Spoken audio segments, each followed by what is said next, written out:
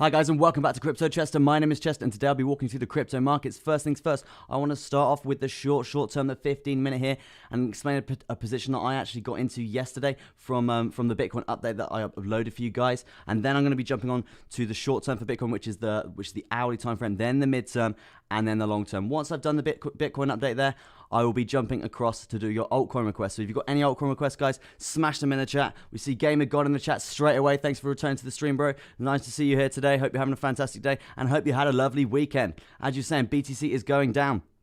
Yep, it is going down at this point in time. We haven't had a very good last 15 minutes in terms of that candle there. But let me just jump straight into the 15-minute right now. As I gave my update yesterday, I said, look, we do have this ascending triangle playing out, right? We do have this ascending triangle playing out, and we were looking at a break to the downside or a break to the upside, right? We didn't quite get to the upside in time before we broke to the downside, so we actually came up. We're waiting for this retest. We're waiting for the retest to actually enter that trade there. Entered that trade, shorted it all the way down. Granted, it was like when I was around going to sleep at night, so I did actually have to leave it on and then set my take profits at these certain points here.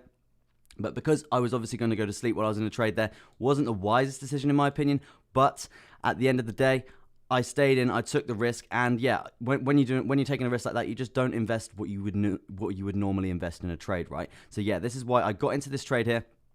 Had a nice take profit at this horizontal support point here, and then again here. I wasn't looking at that completion of the full measure move there, just because I did have this dominant level of support here. But yeah, I would have actually got to that completion point, but no, I did take profit here, and I did take profit here. So it wasn't so bad. In terms of a little scalp there for a weekend, wasn't bad at all. We got near enough of 1% there, and near enough another 1% there. So yeah, not too bad at all. In terms of what's happening right now for this for a potential position in the future, what we are looking at, right? If we just take these trend lines, right, and we start moving them around, we start moving these trend lines around, looking something along the lines of this, right? We go from the top to the bottom. I think we are going to be creating some sort of rising wedge pattern coming through, right? And obviously, guys, this is the 15-minute time frame if you guys want to copy this yourselves. Yeah, so look at something along the lines of this. It is like a rising wedge pattern coming through here. So it's an indication that we are either going to come down to the lower side here and test the bottom side and see if we can find a nice level of support around that 35,500 sort of zone. See across Canada, straight in the chat with ETH. I'll jump straight to ETH, mate, once I've done my Bitcoin update for you guys here. But yeah, in terms of a rising wedge pattern on the 15-minute here, we've got kind of nearly a channel, but not quite a channel in my opinion here. It is a rising wedge pattern, so we would be looking at a break to the upside or a break to the downside when we are losing this pattern to the top side here and the downside here, right? In terms of a measure move for that, we would be looking along the lines of this. Pretty big indeed. We would be looking at something along the lines of this. And that does correlate with this lower high point here. If we can get a completion of this measure move and eradicate and invalidate this morning perception protron, it's Monday morning, bro. If we do complete the measure move here and eradicate this lower high that we got coming down here, then it's going to be very good news for Bitcoin, and it's basically going to indicate that we are going to go up. But be prepared for a big bit of resistance here, because as you can see, look at that for a dump. Look at that for a deep sea dive. That is dirty. That is dirty. So if we do see some sort of long trade coming through here on the short-term time frame on the 15-minute here, then we would be looking at a take profit on this volume weighted ATR band sat at around that 37,300, and then another take profit at that 37,800 in terms of a horizontal resistance point coming through here. Can you share your BTC chart? Am I not sharing my BTC chart? Morning, how are we looking today? Nice to see you back on the stream there, Dan. Yeah, this is BTC, bro. But yeah, so if we are looking for a break to the upside of this rising wedge here, it would be looking something along the lines of this. Take profit here, take profit here. Now, on the basis that we break down, we don't find any support on these moving averages that we got coming through up here. And it would be looking at a measure move to the downside. Granted, not the best thing in the world. Yes, we are setting these higher lows continuously coming up here, which is good. And we are eradicating and invalidating these lower highs, but only on the shorter term time frames, right? If we jump to these longer term time frames here, so the hourly, for example, here, we've still got these dirty lower highs coming through here, dirty lower highs continuously. And when we're seeing these pumps to the upside, we're not finding that momentum. We're not finding that momentum to invalidate these ones here. So we are continuously just in this downtrend coming through here, and it's not really looking like we're gonna erase it. If we were gonna erase it, we would have seen a bit more buying momentum and potentially a break to the upside here before we saw that continuation down there. So yeah, a few things to think about there. Let's jump back to the 15-minute time frame coming through here. If we are to break to the downside, here, we would be looking at some sort of measure move, looking along the lines of this, obviously depending on where we're going to break to the downside here and how long it's going to be. And that's basically an indication that we could be coming down to that 34,500. And I know for a fact that does correlate with a few chart patterns on a few other time frames there. So yeah, I wouldn't rule that out in terms of a possibility. But yes, if we were looking at this on the 15-minute time frame, we would be looking at a nice short position all the way down. Nice little scalp there, near enough 3%, not too bad at all. Not too bad at all in terms of a little scalp there for a nice Monday morning if we are to break this rising wedge here and then have that retest of the lower side of it there and basically find that resistance coming through there. Can you export your BTC chart? I'm not sure, bro. Not sure if I can do that. But yeah, you're welcome to copy my chart patterns and stuff like that. That's like why I do this, so I can educate you, and that's why I keep telling you the time frames, right? So now we're gonna jump to the 1 hour right now. If you want to draw this on your chart here. Let me just get rid of some indicators so it's a bit more easy for you to see. Yeah, so as you can see here, you basically just start drawing some trend lines in it, and then it's basically going to form some patterns, right? So if we do the top side trend line here for this falling wedge that we got coming through here is the 3rd of June. So that's where you would start it, and you'd basically act like there's resistance all the way along these points, and then you can basically copy that. How's the tonsils? Still aching, bro. They are still aching, but they're still coming through. They're still coming through, but it is a bit better, fingers crossed. I was aiming for a 3-hour stream today, but we'll just see how we go today, right? See how we go, because I know as soon as I started talking, it started to like spike up again, so we'll just have to see how we go throughout the stream here, guys. But you know, I always try and pull through. I'm never not gonna do a weekday stream for you guys here. Or wisdom teeth. Oh yeah, wisdom. Thing is, it's both because the wisdom teeth are getting swollen, or the tonsils are getting swollen by the wisdom teeth. It's mayhem, right? But yeah, as you can see down here, we do have this falling wedge coming through. If we're looking for a break to the upside of this falling wedge, which isn't out of the water, right? It's not out of the water because as you can see here, on the MACD, we do have this trend fizzling out, unfortunately. But the good thing that we can see here is we are due this bearish crossover, right? We're due this bearish crossover, but we do have a juicy level of support here to think about. If we see a bearish crossover, it's likely to be pretty flaccid, pretty boring, not a lot going onto the downside, and that's an indication that we are going to have that reversal to the upside in terms of the uptrend there. So yeah, it's definitely one thing to think about in terms of referencing this falling wedge pattern that we got coming through here. Search some evil man in the trading room and see his chart. It's unbelievable. I definitely will, bro. Definitely after the stream. But yeah, as you can see here, we do have a falling wedge pattern coming through here. As you can see, we do have all these moving averages, which we're currently respecting on the hourly time frame, right? Which we're currently respecting the hourly time frame. And as I said a minute ago, we are finding heavy resistance here. As you can see, we are setting these lower high points just continuously, right? These lower high points being set continuously, which isn't good if we're looking for that trend reversal. We need to start invalidating these points to see that initial reversal in the trend. And at this point in time, it's not looking good, right?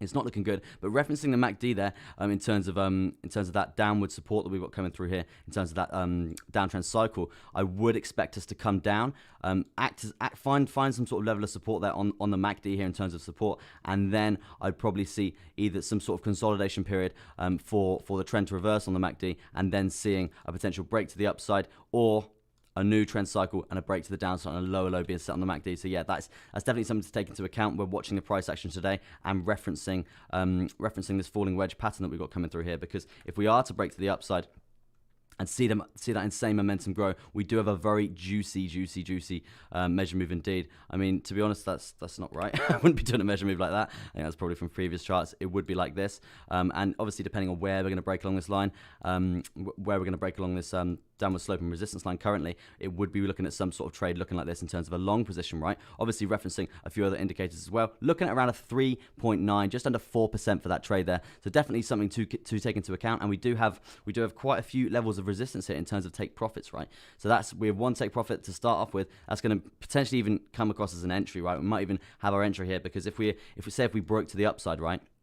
We never get in as soon as we break. It's fact, because it could be a trap. We never get in as soon as we break. And to reference that, as you can see here, boom, we would have got trapped out. Simple as that. But yeah, so if we are looking to get into a long position here, we would be waiting for that break, waiting for that resistance to come down. It usually always comes down in terms of a retest, getting that better entry when we retest the top side of that falling wedge coming through here, testing the top side of that, and then seeing that progression to the upside from there. That's going to be the ideal entry position. But as I just said, we do have this insanely pretty dominant horizontal resistance point coming through here, right? It looks like a pretty big consolidation point. So we could be looking at coming up, maybe waiting to see if we get a swift rejection from that. If we're getting a swift rejection from that, then to be honest, there's no point in getting into that trade. It's invalidated. But if we're finding a nice level of support, like so here, if we're finding a nice level of support, and then we see that progression switch to the upside, that's when we get the entry, potentially correlating perfectly with this 200 moving average coming through as well. Granted, it does cut off about half the trade, but it's better to be safe, better to make a nice 2.4% rather than getting a nice stop out, well, a horrible stop out, right? So yeah, a few things to think about there. And to be honest, even getting to this point here, it would be pretty tricky because we do have this pretty dominant horizontal resistance point coming as well. But you can see here also we do have quite a lovely, pretty juicy take profit point being set here. As you can see, the resistance is being formed all the way along here. So we do need to think about that in terms of the take profit point for that trade. That's obviously on the basis to the upside there, guys. Let's go on the basis to the downside. I know we don't like doing it to the downside because we want it to go up, but these lower highs are just dominating us, right? The lower highs are dominating us, as I was just saying. So it is likely that we are going to come down and test the lower side of this falling wedge here. And yes, we have tested it multiple times. Had a little trap here. Tested it multiple times. And that's an indication if you test it so many times, yes, it's granted it's a very healthy chart pattern coming through here. But if you test it multiple times, you're likely to break, right? The closer down you get in the chart pattern, the more likely you are to break. So yeah, a few things to think about there. If we are going to come down and test, you want to be watching this zone pretty beady-eyed with your beady eyes. You want to be watching this zone here. First things first, I will be looking at a nice little bounce off this grey box zone that we've got coming through here in terms of a nice level of support, which we can see we do continuously find along this zone here. So yeah, I would be looking at a nice bounce from there. That's going to be on the live price action before we actually break to the downside, if we are going to break to the downside. So on the basis that we do break to the downside, yeah, I would be looking at something along the lines of this in terms of a non-greedy measure move, right? A non-greedy measure move, which is more likely to plan out than doing some sort of measure move looking like this, right? It's a lot more likely to plan out than see a $31,000 Bitcoin in terms of the short-term time frames coming through here, right? So yeah, we do the non-greedy measure moves, the nice safe ones, the more likely they're going to play out, the less risk, that's what we want. And yes, it's still a 4.5% trade there, very juicy indeed. But yes, and it does correlate pretty well with the volume-weighted ATR band coming up as well here, right? Pretty well with the volume-weighted ATR band coming up. So yeah, definitely something to think about in terms of a take profit point if we do enter this short position coming through here. But yes, as I said, at the top side here, we need to wait for that retest of, well, it will be resistance, that retest of resistance on the lower side here, and then we'd be looking at that entry. Because as you can see, it's known for a trap. The last time we broke to the downside, we did actually trap out, and a few people probably actually went short here and was like, oh yeah, I'm short, brilliant, I just broke out, just broke this grey box zone, brilliant, time to go. Oh no, there's the reversal. Bang, you're back in the falling wedge before you know it. So yeah, I would be waiting for that retest, and I would be taking a nice level of profit at this 34,460 zone. Definitely an area to think about in terms of this short position, right? So yeah, that's the midterm right now. In terms of what's happening on the MACD, as discussed in terms of referencing this potential position that we could have coming through if we are going to break this falling wedge to the top side or the bottom side here. We need to think about the possibilities of having a pretty fizzled out downtrend, and as you can see, we're pretty imminent here for this bearish crossover. You see these two moving average, they're going to cross over like so, and then we're going to see a reversal in the trend, right? We can see a reversal in the trend, and hopefully it's not a very big one, right? It's not a very big one. It's an indication that when we do see this downtrend play out, we are going to basically wait and watch this zone. We're going to wait and watch this zone, because if we do see a nice bounce point off this zone in terms of support here, we're going to see that reversal in the trend again, and that's an indication that we know the price is going to go up, right? Let's go on the basis that we absolutely fall off a cliff here, and we actually get to this lower side of the zone. We actually start to break out, right? We start to break out, but then we see this support zone coming through here. That's an indication we're like, oh, we would like to get in that short position, but now we know there's a potential for a reversal in the trend. So that means the price is obviously going to reverse, right? And then we are going to see a bit of a trap playing out here. So yeah, a few things to reference here. In terms of watching the MACD, in terms of waiting for a potential trade position coming through here. Now let's jump to the RSI. I mean, just from first glance here, it does look pretty central. Not a lot going on in terms of buying and selling power in terms of the RSI here. So yeah, it's not a great indication of where we can go. But for future, in terms of where this trade could be going, I would be referencing the RSI here on the short term here to see whether we can actually predict where this price is going to go if we do get overbought or oversold there. So yeah, definitely a great tool there, the RSI. Now let me jump to the midterm. Let's jump to the midterm for Bitcoin. As you can see, we have been playing around in the idea of this symmetrical triangle for quite a while now. I think we're pretty much sick of it, right? We're pretty much sick of this symmetrical triangle. Do you? I'm waiting for the dump. What's your favorite crypto? My favorite crypto. I love Bitcoin, bro. I am a Bitcoin dude. But if I had to pick another one, another two, it'd probably be ADA and BNB. Bullish on ETH, but then you just sort their fees out. Simple as that. Do you have any meme coins? Nope. Actually, I did put Doge as my one of my cryptos to watch for the day today, right? It was one of my cryptos to watch for the day because there's a potential trade coming through, and I'll get to that once I'm done with Bitcoin here. So yeah, potential something to look at on Doge there. And I don't hold Doge, and I just kind of like trading Doge because the actual chart patterns, they tend to play out. I found they tend to play out quite a lot compared to a lot of charts there in terms of traps and stuff like that. Like they're pretty good, right? So I'll talk about that once we jump to Doge there, right? So yeah, at this point in time for Bitcoin on the 4 hourly, the midterm here, you can see we're flirting. We're having a flirt. We're having a flirt with this horizontal here. This horizontal support point coming through here around that 35,900. Literally sat pretty much dead on it here. So we do need to think about the possibility of losing it. If we lose it, the next target to the downside would be this high low point coming down here, and that is sat literally near enough perfect with the lower side of the symmetrical triangle around that $35,000 mark. So we do need to have a little think if we do lose this horizontal support point coming through here. But granted, we do actually have the 10 moving average coming through as well. So this is a crucial point right now for Bitcoin. I would be watching this, because if we do get a 4 hourly candle close below this, it is the possibility for us to come down. And yes, we did do that before in probably 12 to 16 hours ago. We did that, but we did actually retrace from there. So if we've already done it once and we saw that retracement, the likelihood of us doing it again and then not seeing that retracement is pretty likely indeed. So that's an indication that we are going to potentially come down from there. And if we reference the short-term timeframes here, that is an indication that we are likely to come around and bounce off this point because it does correlate with breaking down to this lower side here, and then bouncing off around these wicks that have come down to the downside here. So yeah, a few things to think about there, and definitely to take into account in terms of the live price of Bitcoin. I mean, it is this giant symmetrical triangle. We have been in it for a long time here. GTO gone mental on me today. I'll have a look at that in a sec for you there, Modified. Nice to see you back on the stream, bro. Recognize your name out here. But yeah, so in terms of a price target to the downside, as long as we don't lose the lower side of this symmetrical triangle coming through here, then we should be pretty good, right? We should be pretty good in terms of holding our own. If we do lose it, it's not good.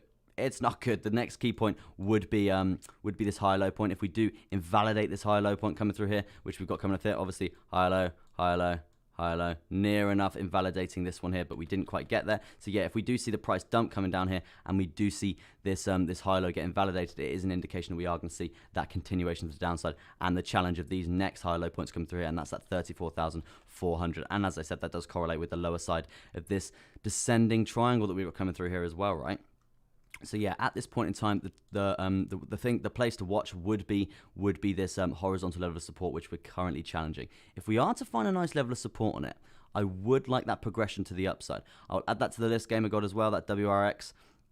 If we are looking for that progression to the upside, we would need to break through this pretty dominant resistance line, this downward sloping resistance line of the top side of the symmetrical triangle playing out here. We would need to break to the top side here, break over the 21 moving average, and find support there, without getting rejected off the 55, as you can see, we just did there. Nice little trap coming out that symmetrical triangle here. But we do need to be careful, right? We do need to be careful in terms of a long position here, because if we do, obviously you can see here, we have seen this pretty dirty trap to the top side. I know a lot of YouTubers and traders actually went long on this point, and I didn't, because obviously I wait for the juicy retest here, and we saw the retest, and we actually just plummeted through and didn't find a level of support there. So yeah, that's the reason why I did not take that trade.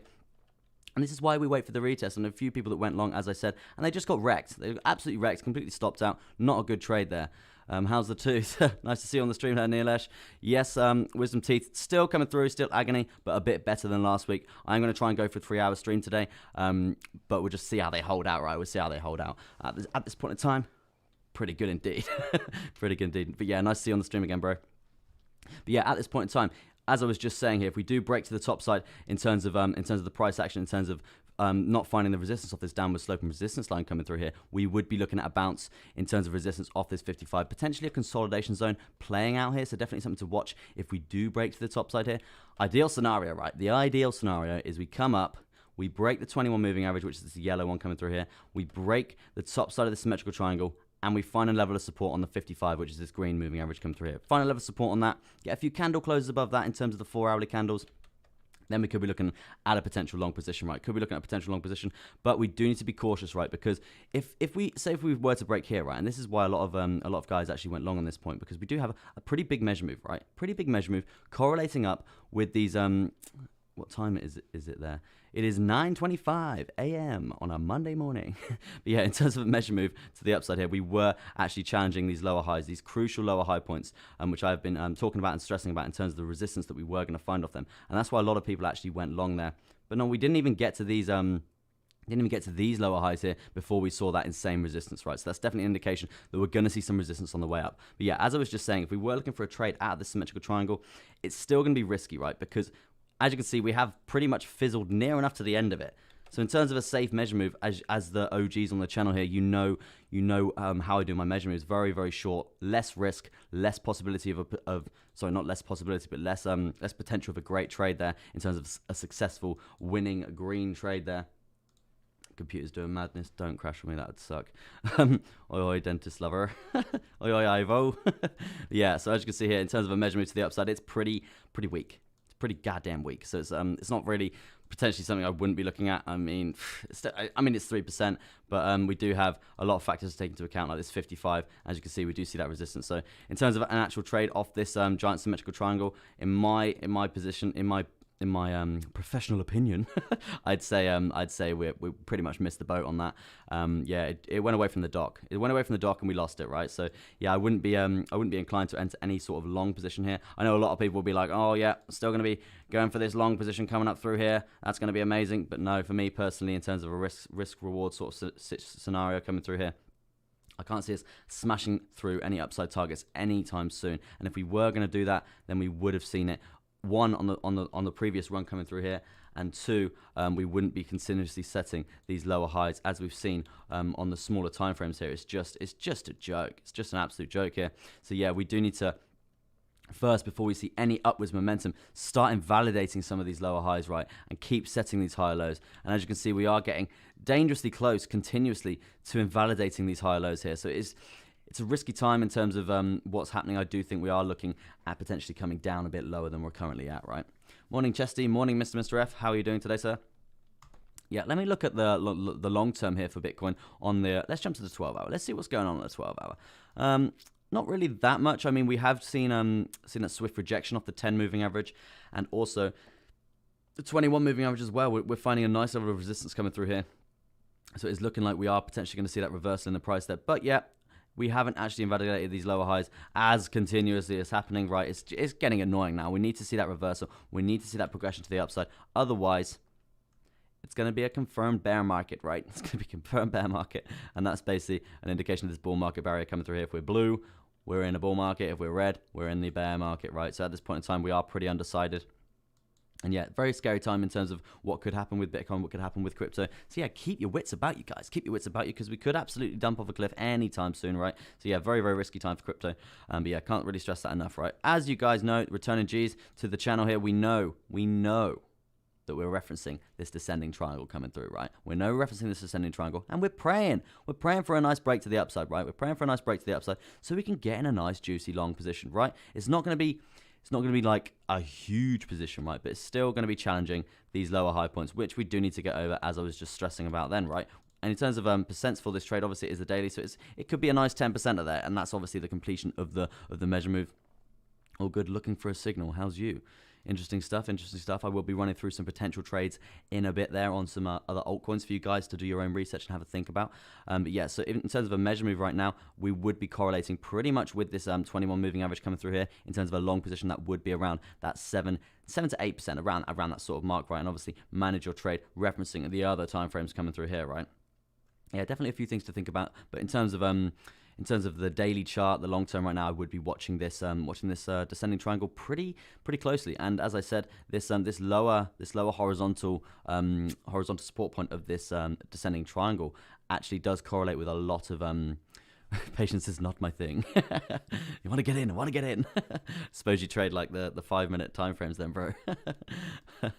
But yeah, so I would be looking at potentially coming down to this zone in the future, not right away. But yeah, in terms of what's happening. We are setting these lower highs as discussed a minute ago. We are setting these lower highs continuously, so it's an indication we are going to see that reversal, right? But before we do see that reversal on the daily, we do need to invalidate some of these higher lows coming through here. So yeah, a few things to think about there in terms of the daily chart. Let me jump to the weekly, because yesterday we did close the weekly. Yes, I think we did. Yeah, Sunday, right? Yeah, in terms of the weekly chart, what we got coming through here, it's pretty consolidation zone coming through here. Obviously, we got that low point. We got the higher lows being set continuously. We got this high point. We've got the lower highs being set continuously. So yeah, at this point in time, it's pretty consolidationary. Interesting. I don't know if that's a word, but it sounds cool. But yeah, so I would be looking at a break coming through pretty imminently within. Maybe not the next week. This week could be literally a complete fizzle out. If the support holds from this side and the resistance holds from this side, we could obviously see this. It is a key indication of this symmetrical triangle playing out that we got coming through here, right? So yeah, I would be potentially looking at a break to either side here. It's quite hard to say in terms of the weekly chart. But yeah, I would be vigilant, and as soon as we do see that break, we can be looking at those weekly targets. That would be one. Sort of like a DJ then. We would be looking at this target around this 40,400 zone in terms of that lower high that we do need to break, as I was saying, and that does correlate with the shorter term time frames around this zone here. Around that, I said we're looking at a pretty big resistance zone at that 40 to 42k zone there. So yeah, very, very crucial time to think about. And if we are going to break it on the weekly, I would be seeing us basically potentially coming up and then seeing that swift rejection and coming back to this sort of price action coming through here. So not huge things happening for Bitcoin in my opinion at this point in time. But yeah, that would be the target to the upside. If we are going to break to the downside and we are going to see this bear market come into fruition here, I would be looking at a bounce off this 55. Ideally, not losing it. If we lose it, then it's not good. The next target would be around that 28,500 zone. But ideally, what we need to watch now, if we do lose this level of support on the weekly coming through here, the next bounce point would be that 32,297 there, guys. We just have some H2O, and that's pretty much Bitcoin summed up, right? We're still, obviously, we're very early in the month here, so we've still got a long way to go. But yeah, just quickly, this moving average coming through here does actually correlate pretty much with that descending triangle on the daily, which I was just talking about coming through here, right? You see the lower point on here in terms of that horizontal support point coming through here. If we look at the monthly, that moving average, that 10 moving average does actually correlate with the lower side of that in terms of a potential bounce point if we do get there. So that's a few things correlating that we are going to see a test of this 34,200, 300 sort of zone within the next at least 23 days and 16 hours, right? Let me have a little look. Patience is not my thing. 15-minute, you're a scalper then, sir. Our professional league fighting fan tokens launches on Chile system this Wednesday, and Argentina F8 going to join in the news. Sounds pretty interesting, bro. I'll definitely have a look into that for Volcera, because if there's a nice little 10x position there on a little altcoin, we all love that. We're here to make money. We're here to make money. That's why we're here, to make money. Exactly. Now, who was first on the request? I think it was Across Canada with Ethereum coming in there. Across Canada with Ethereum coming in there. Let me have a little look for you there, sir.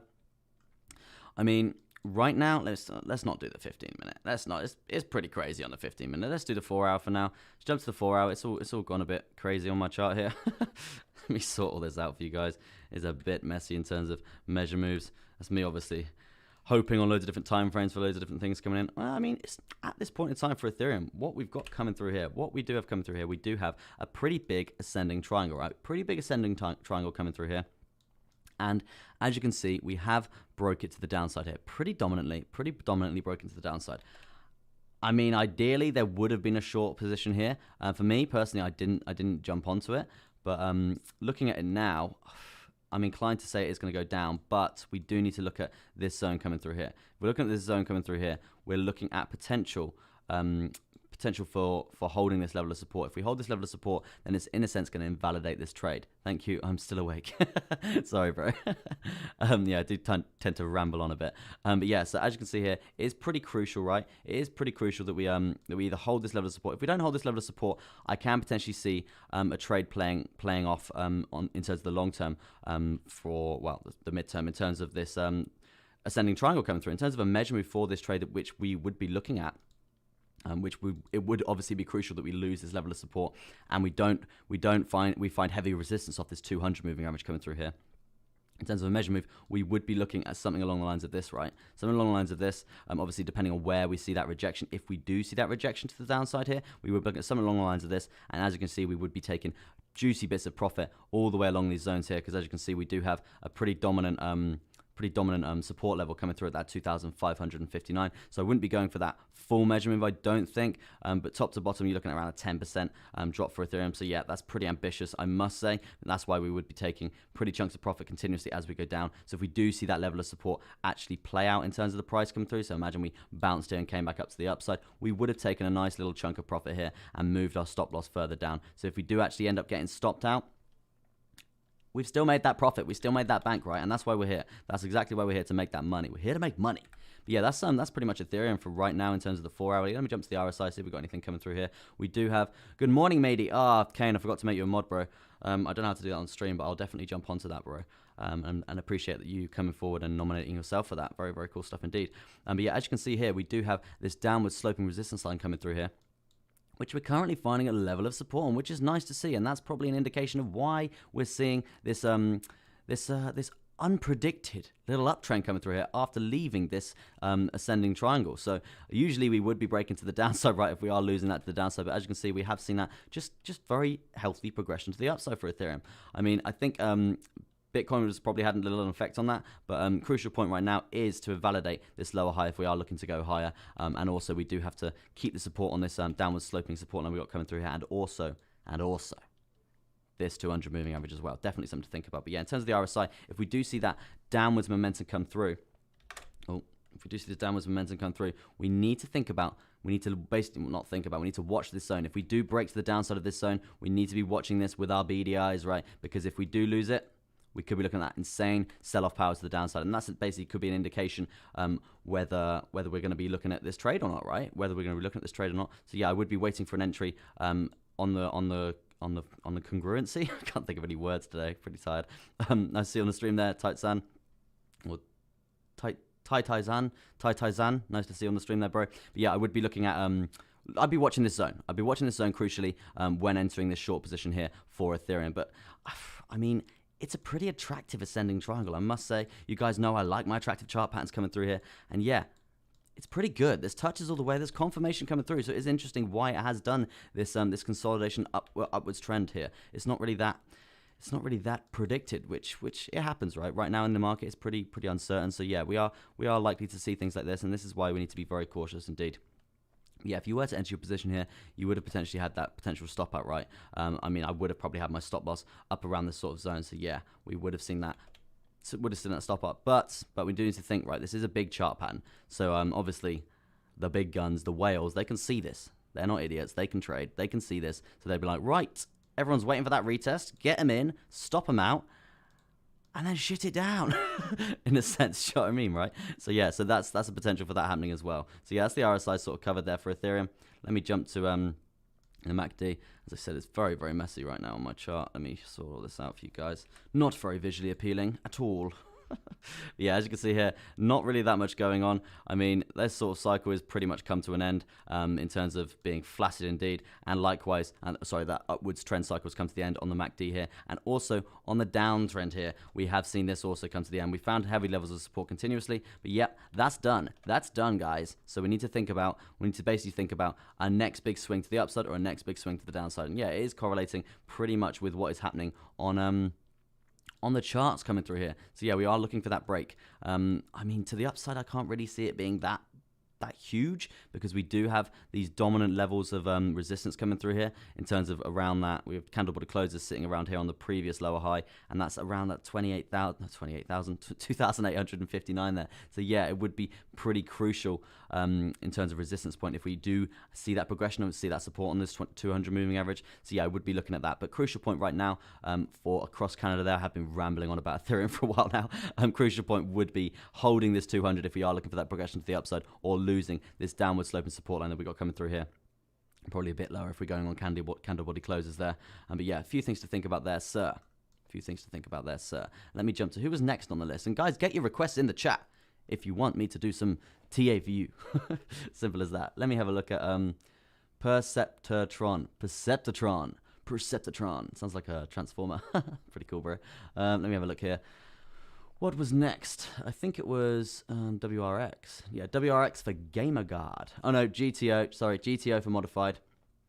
And then we go WRX for GamerGuard there. So let's go GTO. And guys, I hope you had a great weekend. Apparently this has been taking off recently, this GTO. I mean, 4 hourly looking pretty goddamn good, I must say. It's not looking bad at all. We are setting these higher highs continuously. These high lows are just coming through. They're coming through nice and strong. And the thing that I'm liking about this right now, right, yes, we do have huge gains coming through here. Big gains. In terms of percents for these juicy candles coming through, it's literally that 50% candle close, around 17-18%, but still, that's insane for a 4 hourly candle, right? Yes, it is parabolic, right? They're huge. They're big boys. They're big, thick boys. I'm not going to steal that from my bro, but yeah, they're pretty big mega candles coming through. Mega candles coming through there. But yeah, so the good thing we got coming through here is the consolidation period. We have these nice consolidation periods after these parabolic juiciness. So that's actually really healthy. That's really healthy, and I am inclined to say that it's going to keep doing this. They're very strong consolidation points, very strong candles to the upside here.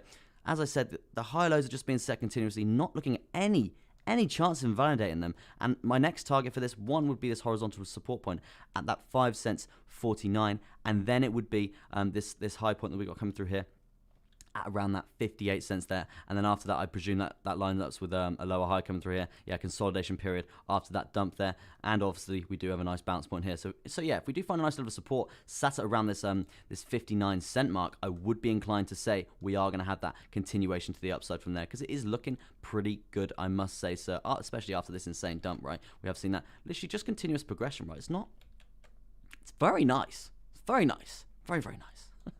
Very good stuff. Yeah, I would be looking at essentially finding we are going to find resistance off this volume weighted ATR band coming through here.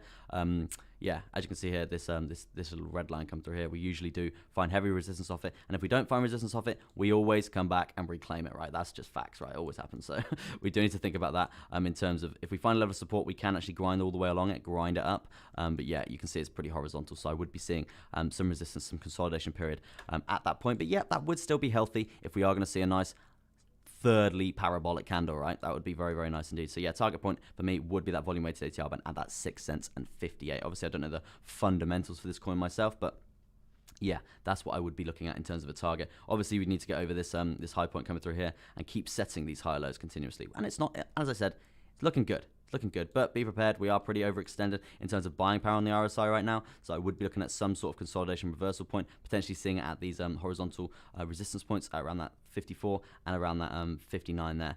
So yeah, a few things to think about there, sir. But yeah, good luck. It's looking good. What's next? WRX for Gamer God. Cool name, bro. WRX to Tether.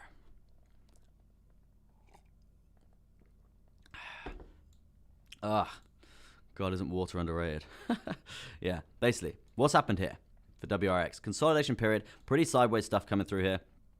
Not looking so bad. We've obviously got this big downward sloping resistance line coming through here, so that's definitely going to be a target for us if we are going to see that progression to the upside here. But crucial point right now would be finding a level of support on this 1.76 horizontal coming through here. As you can see, we do see that pretty big resistance coming through there. So yeah, if we do lose that, I wouldn't be surprised if we did come down. And as you can see, we have been consolidating on it for quite a while, right? Consolidating on it for quite a while, and that's basically, if we were going to see the momentum to the upside form, we would have in a sense seen it. We did try it, but then we saw a swift rejection off this upward sloping resistance line come through here. So yeah, I would be inclined to say that we are potentially going to come down.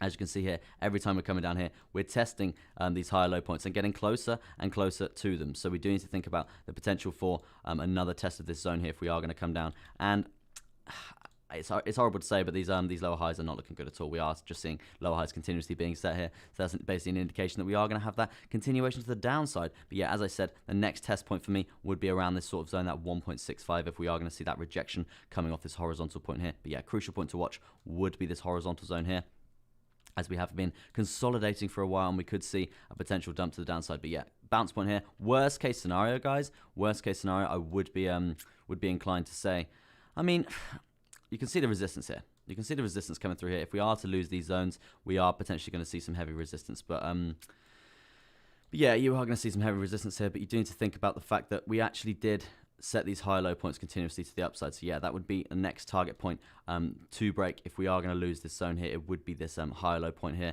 If we do invalidate this high-low point here, which I can't really see us doing pretty imminently on the 4-hour, we would be looking at progression to the downside from there. But yeah, I would be looking at a pretty big crucial bounce point from here. But yeah, with that being said, you can see these parabolic bluey greeny candles I've got coming through here, right? So yeah, you can see this consolidation zone. It plans out.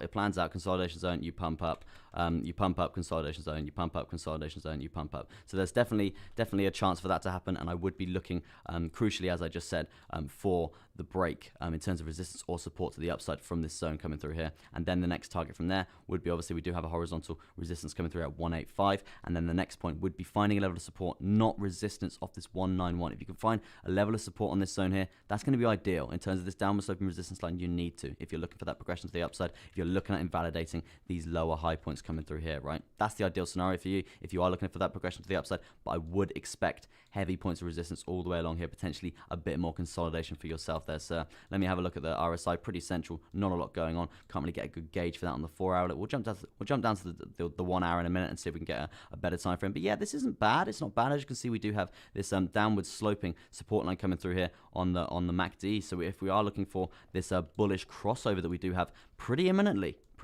coming through here, in terms of these two moving averages on the MACD here, in terms of determining the trend on what's actually going to happen, we would be looking, if we are going to see an uptrend, it's going to be big, it's going to be juicy, it's going to be very, very nice indeed. So yeah, it's definitely something to consider here in terms of watching the price of WRX here, because if we do see that progression to the upside, and we do see us come to this level of resistance on the MACD here, we would be looking at that trend reversal, and that potentially is going to correlate with this zone here in terms of this level of resistance sloping down. So yeah, a few things to think about there in terms of WRX there, sir. Let me jump to who is next? Soul for Neelesh. Good to see you back on the stream, Neelesh. My guy, absolute OG out here, absolute OG. I've got Soul on my watch list. Yeah, there she is. I mean, it's good. It's good. It's very good. Not bad at all, bro. Not bad at all. You're seeing progression to the upside continuously, and you're holding this level of support in terms of this support line you got coming through here. You're setting these high lows, not looking like you're seeing any type of reversal. And when you do see this reversal in terms of a correction coming through here, you're not even challenging these high low points, the major high low points coming through. You're not even challenging them, bro. And that's very, very healthy indeed in terms of an uptrend. Yeah, very, very, very attractive. Very attractive. Hopefully you can see that progression to the upside. But yeah, crucial point, you do have this lower high point to think about. And you know, Neelesh, you know me, bro. We are stressing on this zone. We're stressing on this zone because you see the resistance. The resistance is pretty futile. The resistance is bad on this zone, right? So we do need to think about potential rejections coming through here. If we can hold a nice level of support here, that's going to be ideal around that 43, 42. But yeah, crucial point right now would be even getting to this zone around this point here. I wouldn't be expected to get all the way up here because that's just obviously some dirty wick action coming through. I would be looking at candle body close sort of area around this zone here. Let me jump in a big line coming through here. So yeah, around that 45 to 40, 46 sort of zone. 45, 46, maybe even around that 47 zone as well. Yeah, 45 to 47, I would be expecting some resistance there. And obviously, we have seen this very nice pattern play out, this very nice uptrend play out, and it's really, really quite nice, right? Very, very attractive indeed. But yeah, in terms of the RSI on the 4-hourly right now, we're looking at pretty overextended in a sense, right? Pretty overextended in a sense. So yeah, I would be looking at least a consolidation period potentially along the support line. And if we lose the support line, not looking good. I would be looking at the next high low point. But yeah, in terms of the RSI on the 4-hourly here, if it was the 1-hourly or it was the 15-minute, I would be like, oh yeah, it can correct itself pretty easily. But the 4-hourly is the 4-hourly, bro. It's a lot longer in terms of time frames, right? So we do need to think about how long it's actually going to take us to get the RSI down to that sort of level. Get sort of Binance emailing me.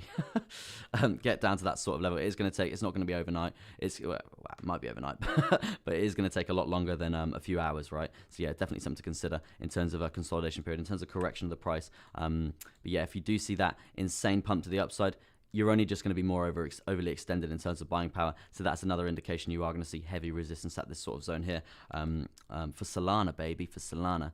I don't know why I say baby after Solana. I guess it just reminds me of like Hawaii or something, right? So yeah, I would be looking at pretty heavy resistance zone. As you can see on the RSI, it's looking like it's going to correlate if we are going to see a nice big uptrend coming through here. The uptrend had that continuation. In terms of what's happening on the MACD right now, I mean, they are fizzling out. These trends are fizzling out. They're not holding their own in a sense. We have seen this this downwards trend cycle basically come to an end here, as you can see, and we have seen this flaccid movement in terms of a downtrend come through, and that's obviously expected after this insane dump to the downside here, and we're just seeing that progression to the upside. But as you can see, in terms of the trend, we are fizzling out, right? We are fizzling out. We are setting these lower points, these lower high points continuously on this uptrend cycle on the MACD here. So I would be looking at a massive break to the upside, but obviously that doesn't correlate very well with the RSI chart that we've got coming through here.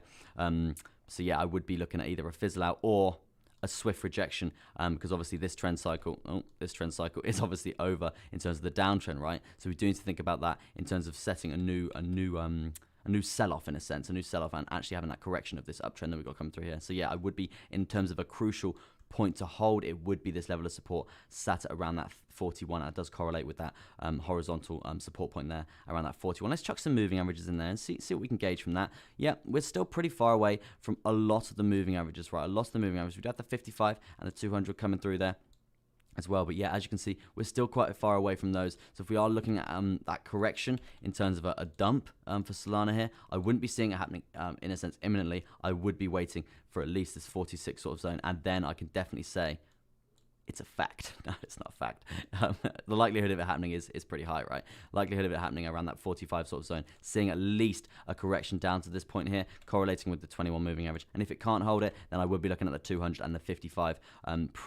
Pretty likely, right? Pretty likely to happen in terms of all the indications that we've got going through there in terms of throwing all the information together.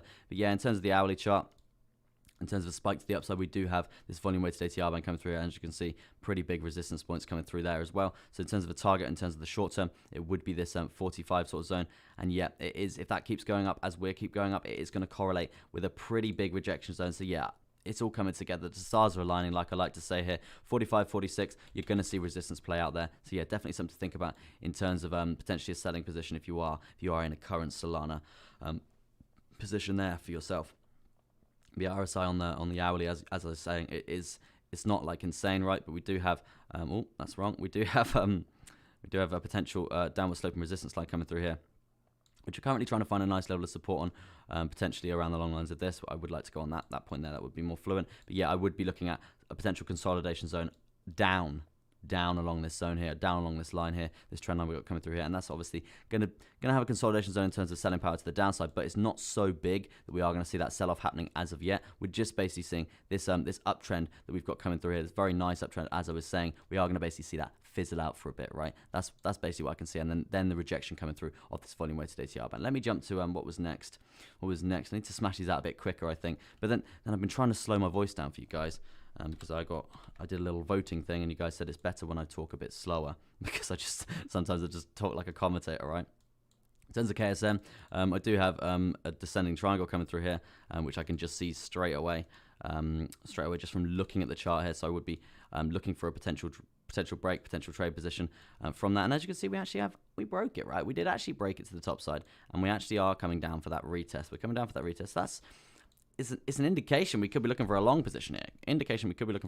Obviously, need to reference a few things coming through here. In terms of a measurement for this trade, we could be looking at coming all the way up to this resistance point coming through it, correlating with these lower high points. So we are going to see resistance there, as we did see play out previously for KFSM. But yeah, in terms of a long position, I wouldn't be too wrongly inclined to say we are looking pretty good. We're looking pretty good. We're seeing the momentum to the upside here. We're seeing the momentum to the downside, granted, but at this point in time, we're holding this level of support, which is it's not bad, right? It's not bad. Let's look at some other things coming through here.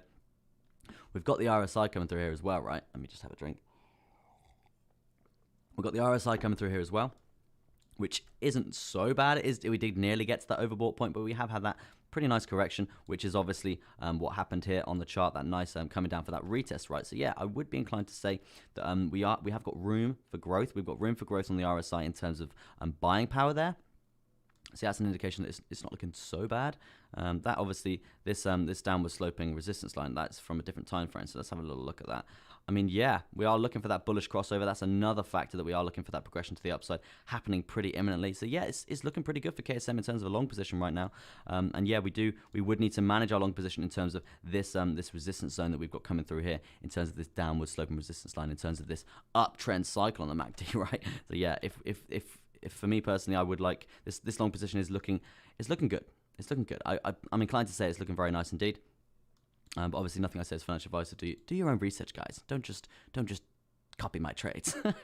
Yeah. So yeah, long position not looking so bad for KSM here. In terms of percent for this trade, we would be looking at something along the lines of a nice little 9-10%. Very, very nice indeed. But we do have these lower high points to think about as well in terms of invalidating them. And as you can see, bit of resistance playing out there as well. So I would be looking at least a take profit or some sort of take profit around this zone here. Probably it's not going to be that big, around 3%. Hey, 3% is 3%. That's what we like. Wouldn't be taking out my whole position there. I would be managing it to see the resistance we get off that line. And if we are going to see that resistance play out, I would be looking at a potential close position. But either way, I would be moving my stop loss up. So if we do go smash it down to the downside out of nowhere and do this, see an insane amount of resistance play out like so here, then my stop loss is going to be higher than my entry point. So it's like I've not lost, right? And I also did take a nice lump of profit here as well. But yeah, if we are going to go, if we are just going to go and we're going to see that momentum to the upside, invalidating these lower high points coming through here on this ascending triangle, right? Sorry, descending triangle coming through here, right? I would be looking at the top side of measure move completion, and that's around that 9.8% there. So very, very nice position to think about there for KSM, for you guys to basically take into account and do your own research, because I'm not a financial advisor. Yeah, that's the hourly, that's the 4 hourly. Let's jump to the 12 hourly, see if we can get any more gauge coming through here. Getting more 12 gauges coming through here. Nothing really going on really. It's all pretty flaccid indeed. We do have a downward sloping resistance line coming through here on the RSI that we need to think about as well, in terms of a level of resistance that we do need to take into account at that 64.86. So yeah, if we are looking for that at long position, as I said, and remember guys, we are on the 12 hours, so it's going to take a lot longer to actually get to this point in terms of finding resistance off this point here in terms of buying power. So yes, that could be another potential take profit to manage, as we're saying as well. And yeah, it could be even the completion of the measure move, right? That's basically something that it's looking like it could play out very nicely. So yeah, the stars are aligning in terms of KSM. I'm gonna chuck a little favorite on that for trade purposes, for hopefully I don't miss the trade, because I won't be executing live trades on my stream here, guys. But yeah, hopefully I can get in that when I'm finished. But I have got like another 2 hours. I think I'm gonna aim for the 3 hour mark for you guys today. So yeah, I'm gonna go for a quick break in about 6 minutes time. Too much H2O, too much tea. So yeah, I'll be going for a quick break in a minute for you guys, but or for myself. Yeah, I'm gonna go for that 3 hour mark today, right? 3 hours on a Monday. Start the week strong. Start the week strong, guys. Let me have a little look. Right, all good. Look for a second. How's you, Mr. F? Hope you're doing good, sir. Nice to see you back on the stream. I'm still awake. Let's do some glitch. I don't know if we can get a good chart here for Tai San there for glitch. But yeah, very bullish on glitch for the long term here. Yeah, we got it on Qcoin. Not a lot going on. But yeah, I do actually have a video on glitch in terms of an alt gem video. Definitely something to research. I think they're bringing out their own blockchain in Hong Kong. I think that's the right one. Yeah, I think that's the right one. But yeah, very, very good stuff. Very bullish on glitch for the long term there. So I would be looking at a very big hodl there. Very, very big hodl. And yeah, it's not looking bad. Obviously, we do see that dump when we open.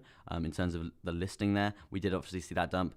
90% of the time, it dumps when it opens, right? It gets all hyped up and everyone, oh my god, and then it just dumps off a cliff, right? So yeah, at this point in time, it's pretty consolidationary. We'd obviously, this dump is obviously played out from when Bitcoin decided to take a leak. Decided to just basically fall off a cliff, do those deep sea dives. But yeah, as you can see, we do have pretty dominant trend lines coming through here. We do have another one to the downside here. I mean, I would be inclined to say that it would be near enough a descending triangle in terms of a horizontal like this. But for me personally, I would like to see something along the lines of this, and then we could basically look at something along the lines of this, and it does correlate with this sort of zone coming through here. So yeah, the more touches, the better, guys.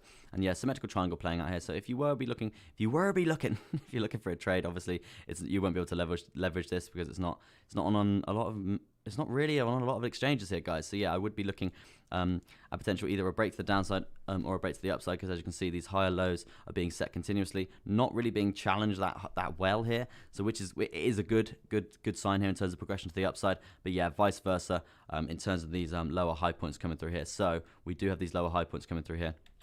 And yes, as I said a second ago, we're not challenging these higher lows and we're not challenging these lower highs, and that's why we're seeing this this symmetrical triangle pattern play out here, because we're both seeing it just consolidate. No one's challenging no one, and it just consolidates into this sort of zone here, and then we're going to be looking for that breakout to the upside, right? Breakout to the upside in terms of a target. It would be it's hard. There's no point really doing this because you can't really trade it unless you're trading your hodl, but then you're going to be paying insane fees on that. So yeah, it's pretty pointless. But in terms of a short-term target, for right now, it would be that 69 cents there, and vice versa to the downside here if we are going to break to the downside. But yeah, as I said, it can go either way, because these high lows are being challenged and these lower highs aren't being challenged as well. So yeah, I would be looking at a potential bounce point from that 56 cent zone as well. But yeah, it's not looking bad in terms of the long term. I would be looking at progression to the upside. For next target would be that 72 cents. And obviously, that's on the basis that you don't break to the downside in terms of the symmetrical triangle playing out here. But yeah, let's have another glitch, right? Let's have another glitch. And let's go to ADA for Kane. Check 9-inch, not a coin, just showing off. Girthy thick boy. Let me have a look at ADA there. For the OG Kane. Soon to be a mod. Soon to be a mod on the stream with 12 viewers. funny stuff there. Yeah, so let me have a look for the 4 hour, right? 4 hourly chart here coming through here. Obviously, we do have this pretty dominant level of support, which we're currently testing. I remember last week, actually, we were flirting with the idea of breaking to the upside in terms of this ascending triangle, right? In terms of this ascending triangle we got playing out here, we were having the flirting idea. We were flirting with the idea of progressing to the upside and seeing some sort of measure move play out, looking along the lines of that, right? Obviously, that's a dreadful line. Looking along the lines of that, probably correlating with that volume weighted ATR band coming through there. So yeah, I would be inclined to say if we do hold this level of support, not a problem at all. I really struggle to say your name, bro. Tai-Tai-san? Tai-Tai-san? Yeah, Tai-Tai-san. I'll go with that. HSBTC just pump? Or is my chart glitching? Did BTC just pump, or is my chart glitching? I think you're on a glitch, bro. Yeah, not really doing a lot. Pretty consolidation period coming through here. Not a lot happening. But we did see that heavy resistance point coming off that 36 sort of zone. Is my chart glitching? Yes, sir, it is. I do think it is. Unless you're sat on like the 5 minute. It's not even pumping on the 5 minute, right? I know some people that sit on like the 2 second or something like that. It's just watching it go crazy. Oh yeah, that's that for me. That's not for me, right? But yeah, so I don't think it's pumping, sir. Let me jump back to 88 for Kane. Let me see. As you can see, crucial point right now is this the support point we've got coming up here from this insane dump to the downside, right? We do have a pretty dominant support point coming through here. If we are going to see the break to the downside, right? If we're going to see the break to the downside, I mean, I would be inclined to say there's a measure move to play out here. Has Bitcoin pumped? I mean, yeah, I got you, bro. Hallucination, as Neil Esch just said there. But yeah, as I was saying here, potential position to the downside if we do lose this level of support here in terms of this upward sloping support line coming through here. Can you do a triangle on the 50 minutes BTC? About to break it. Just want to see if my charts are the same. Low. Yeah, if you just give me 2 secs. In terms of a measure move for ADA to the downside here, we would be looking potentially a 10% drop there for ADA. But obviously take into account here, guys, we do have the 200 moving average. The 200 moving average coming through here, and also these high-low points, which we have challenged once. And we did see that progression to the upside and the support getting played out here in terms of this ascending triangle. But yeah, I would be looking at a target for a juicy bit of take profit out of that $1.62 in terms of a short position coming through here, and also a nice bit out of this 200 moving average as well. And then hopefully riding that wave all the way down. I wouldn't be inclined to say that we're going to come all the way down for that 10%, but I would be inclined to say that we do have potential to come all the way down to this 54 point. Obviously, watch this zone. If we lose this zone here, then that's the, in a sense, prediction there. And on the RSI, we're pretty central as well, right? So it's not looking like we are going to see that break to the upside any sort of time soon. Sorry, if we lose this support coming through here, we are going to see that break to the downside, right? Now my chart gone dolly. Now my chart's gone dolly, crazy. But yeah, so that's pretty much ADA. I would be looking at we're looking at this target, holding this zone here, around this zone. If you are to lose that zone, your next target to the downside, we would be, before we just jump into a long, right, we would be looking for that bounce. at retest, so I can potentially see us coming down, testing this 200 and then coming back up, testing the 55 and then seeing that progression to the downside from there. That's pretty much what I can see, and obviously finding that resistance off this currently upward sloping support line coming through here. Is your 200 moving average SMA or EMA? I do believe this is the EMA, but I can bring up the SMA for you as well, sir, on this indicator if you would like. Yeah, SMA coming through there.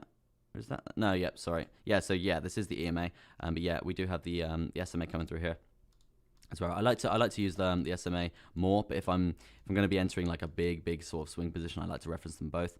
But yeah, obviously we do know what those are doing. We do know what those are doing there. But yeah, it's for me personally. Obviously, it's white. I can change the color, but for me personally, I do like the SMA. The EMA chilling there. And so yeah, let me get rid of the SMA for now. It just gets a bit too confusing. I like to just have 200 there. But if stuff is going crazy and I do need to reference more information in terms of bringing the trade together, I would be bringing up the SMA as well, right? But I think the rest of mine, yeah, the 55 is the EMA as well. And also the EMA 21 as well there, right? But yeah, in terms of, as I said, ADA, what's happening here, crucial point would be this zone here. Let me just have a look at, I was going to jump for a quick break, but let me do this this triangle here on the 15-minute for Mr. F here. Let me jump to the 15-minute time frame coming through. I think I've got that on my other chart. Yeah, guys, if you're liking the stream, smash that thumbs up. Helps me out tremendously in terms of the YouTube algorithms. In terms of a triangle, what I can see, bro, in terms of the 15-minute chart, I would be going off this zone coming through here. Correct me if you've got another triangle, and I can try and see that for you. That would be the support point, and then this would be this would be the resistance point coming through here. So yeah, as you said, symmetrical triangle playing out. I'm on the 4-hourly. Let me jump to the 15-minute. Good to know, TA. Yeah, I'm on the 4-hourly. Sorry, bro. Instant, right? Messed that one up. But yeah, in terms of we do have. I think yeah, we were trading on the descending triangle. I think yesterday, and that was a position I got into. I think that was around here. But at this point in time, for me, it's a pretty dominant rising wedge coming through here in terms of a triangle, which I could try and see coming through here. I mean, the only obvious point that I can see would be this zone here and having this as spillage. And then having this as an ascending triangle coming up, and obviously having this as a trap as well. Anyone got ATA today? Don't know what that is, sir. But yeah, in terms of triangle on the 15-minute, that's pretty much what I got, bro. That's pretty much what I got. Let me jump down a few time frames and see if we can get anything more from that, right? Let's jump to the 5-minute A. Let's jump to the 5-minute A. Yeah, I did actually try and get some more music on the stream for you guys, but I keep trying to do it before my stream, and it just doesn't work. So I will get some like backing music to go, so it's not just me, my pretty dead voice. Lol, confused me too. Yeah, bro. I mean, in terms of the 5-minute chart right now, in terms of a little scalp position for yourself, if you were looking for one, obviously nothing I say is financial advice, all of that juicy stuff there. I would be looking at something along the lines of this. Yeah, something along the lines of this. In terms of a falling wedge pattern coming through here, it would be around this zone coming through here, and that's obviously an indication whether we could be looking at a potential move to the upside, which would look something along the lines of this. No, that's the wrong tool. We'll be looking at something along the lines of this to the upside here, and that basically like that. Obviously, depending on where we're going to break along this downward sloping resistance line currently, and that's to the upside. To the downside, I would be inclined to say it's going to be around something along the lines of this. So yeah, obviously these trades are not going to be very big percents at all. But yeah, if you're looking for a little scalping ideas or something to run into your account in terms of not run into your account, but run into your take into account in terms of trading right now, I would be looking at this. And yeah, we are pretty central in terms of the 5-minute here, so I would be inclined to say that we are looking for a potential break to the upside or to the downside here. But yeah, in terms of percents for these trades, they're going to be tiny, bro. Like not very big, like not even a percent there. So yeah, a few things to think about in terms of a scalp. You need big bucks to make big money if you're scalping like that, right? I'm gonna go for a quick break, guys, because I'm bursting for the toilet. Yeah, I'm going to go for a quick break, and then I'll be back for you guys. If you've got any requests, guys, smash them in the chat, run that chat up, and we will. I will jump to them as soon as I'm done there. If I get no requests, guys, I'm just going to jump to my 3 chosen altcoins of the day, and that is DOGE. I'll be jumping to DOGE because we do have a potential position for DOGE to think about here in terms of breaking a symmetrical triangle, and also we did do ADA there. as this crucial point, and this is why it was selected, this crucial point here. And also we do have some stuff happening with Theta here in terms of pumping to the upside here, in terms of positions, in terms of measure moves, right? So yeah, few juicy stuff happening, and this is why Theta claimed my altcoin of the day there. So yeah, let me go to the loo, and then I'll be back, right? I'll be back in like 2 minutes, guys. Shouldn't be long at all. But yeah, I will see you guys shortly, and peace out.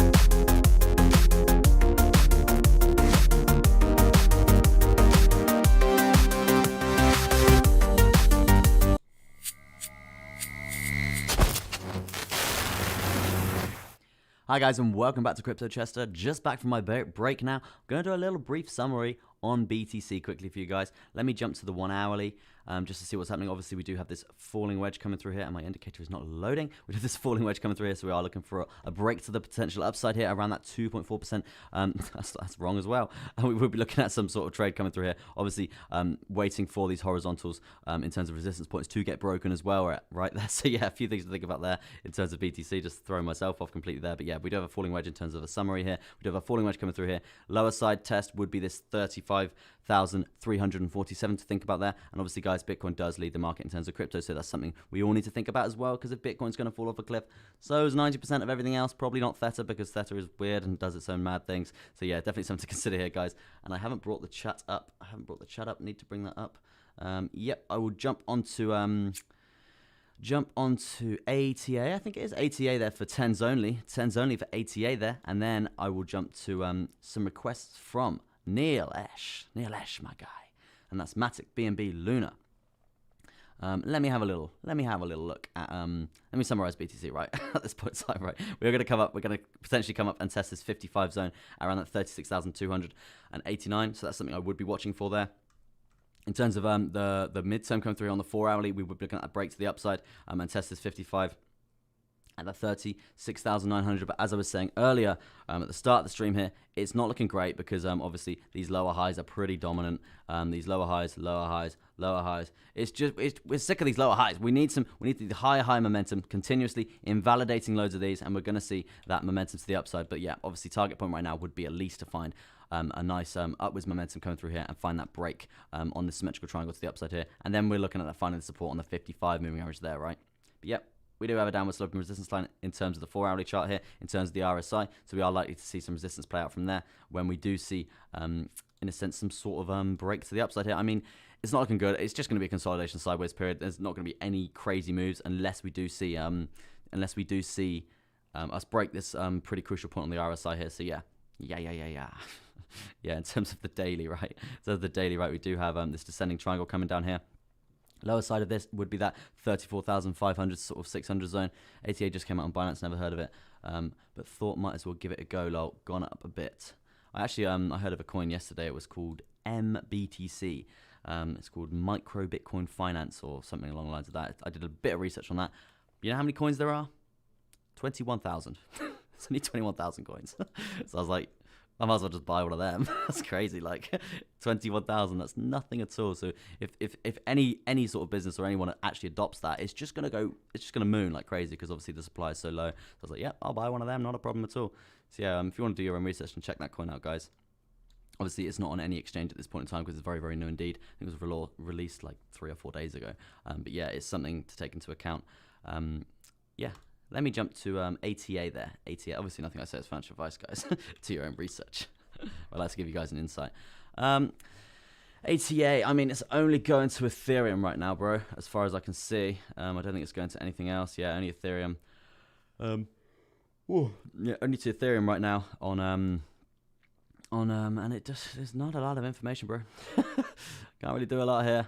And yeah, it's not looking bad. I mean, it looks awful in terms of presentation, but it's going up. It's going up, setting high highs. So, there's like 10 trillion ATA, right? Well, that obviously explains. It's obviously a pretty big shitcoin then. If the supply is just so big, right? So yeah, yeah, it's a no. It's a no from me, guy. No from me, tens only. I'll be going ones only for that, bro. Matic for Nilesh here. Really, pretty bullish on Matic in terms of the long term here. Yes, very good stuff coming through here in terms of this high point created as we were invalidating these lower highs that we had coming down from that insane crypto crash, which what we saw. But with that being said, jump to the larger time frames coming through here. What is happening on my chart here? What is happening here? Yeah, so not too good. Not too good. That was on a smaller time frame, so apologies for that there. That's that channel we were speaking about before from a while ago. Yeah, lower highs being set continuously on this 4-hourly coming through here. Literally just continuous lower highs being set. Not looking like we're challenging them anytime soon, apart from this one that we got coming through here. So that's an indication we are seeing that little short-term reversal in the trend. And we did actually break our higher low point coming through here in terms of this upwards momentum we broke. Not much on there. Haha, my chart looks different. Interesting. What pairing are you going to, sir? Yeah, so as you can see here, we did actually challenge this higher low point coming through here, and we did see that progression to the upside from there, and it's like, it's not so bad, but we have seen the progression to the upside from there, but obviously we've challenged it, we've invalidated it, so it is likely that we are going to see the progression to the downside and see the reversal in this trend happening pretty imminently, right? Pretty imminently. In terms of the RSI, that's the wrong tool. In terms of the RSI, we do have this downward sloping resistance line coming through, which as you can see, we near enough got to, but we found resistance before we even got there, right? So yeah, that's an indication that we were going to come down and see the reversal in the trend, which is what we're seeing here. I mean, I wouldn't be surprised if we did lose this 21 moving average now and come down and test this zone once again, correlating with the 200 moving average coming up here as well, and that's sat around that $1.53. So yeah, crucial point to watch for Matic would be for starters on the short term. It would be this 21 moving average at around that $1.63, and then I would be looking at we'd be looking at that $1.53 mark. If we lose that, then it's not looking good at all. So it's not looking good at all. Not looking good at all. We are going to see that progression to the downside. And it's looking like we're going to see that anyway because we are invalidating these higher low points. Yeah, so a few things to watch there. In terms of that trend reversal, in terms of that target to the upside, it would be, for starters, it would be seeing this consolidation zone basically get invalidated coming through here around this top sort of zone here. So I would be inclined to create some sort of box coming through here to basically get over in terms of a target, right? In terms of the top side of this box, it would be that $1.92 there. In terms of the lower side of this box, which we're likely to see some sort of resistance on coming through here, and that's sat around that $1.78. So yeah, a few points there to watch for Matic.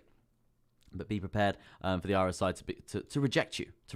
So it is likely that we are going to have that continuation down. I would not be surprised if we test this $1.53 zone pretty imminently there, sir. Pretty imminently there. Let me jump to BNB for you there. BNB for you there. And guys, I'm pretty tired. It's a Monday morning. I do apologize. Didn't even have a really heavy weekend. It's just a really awful night's sleep.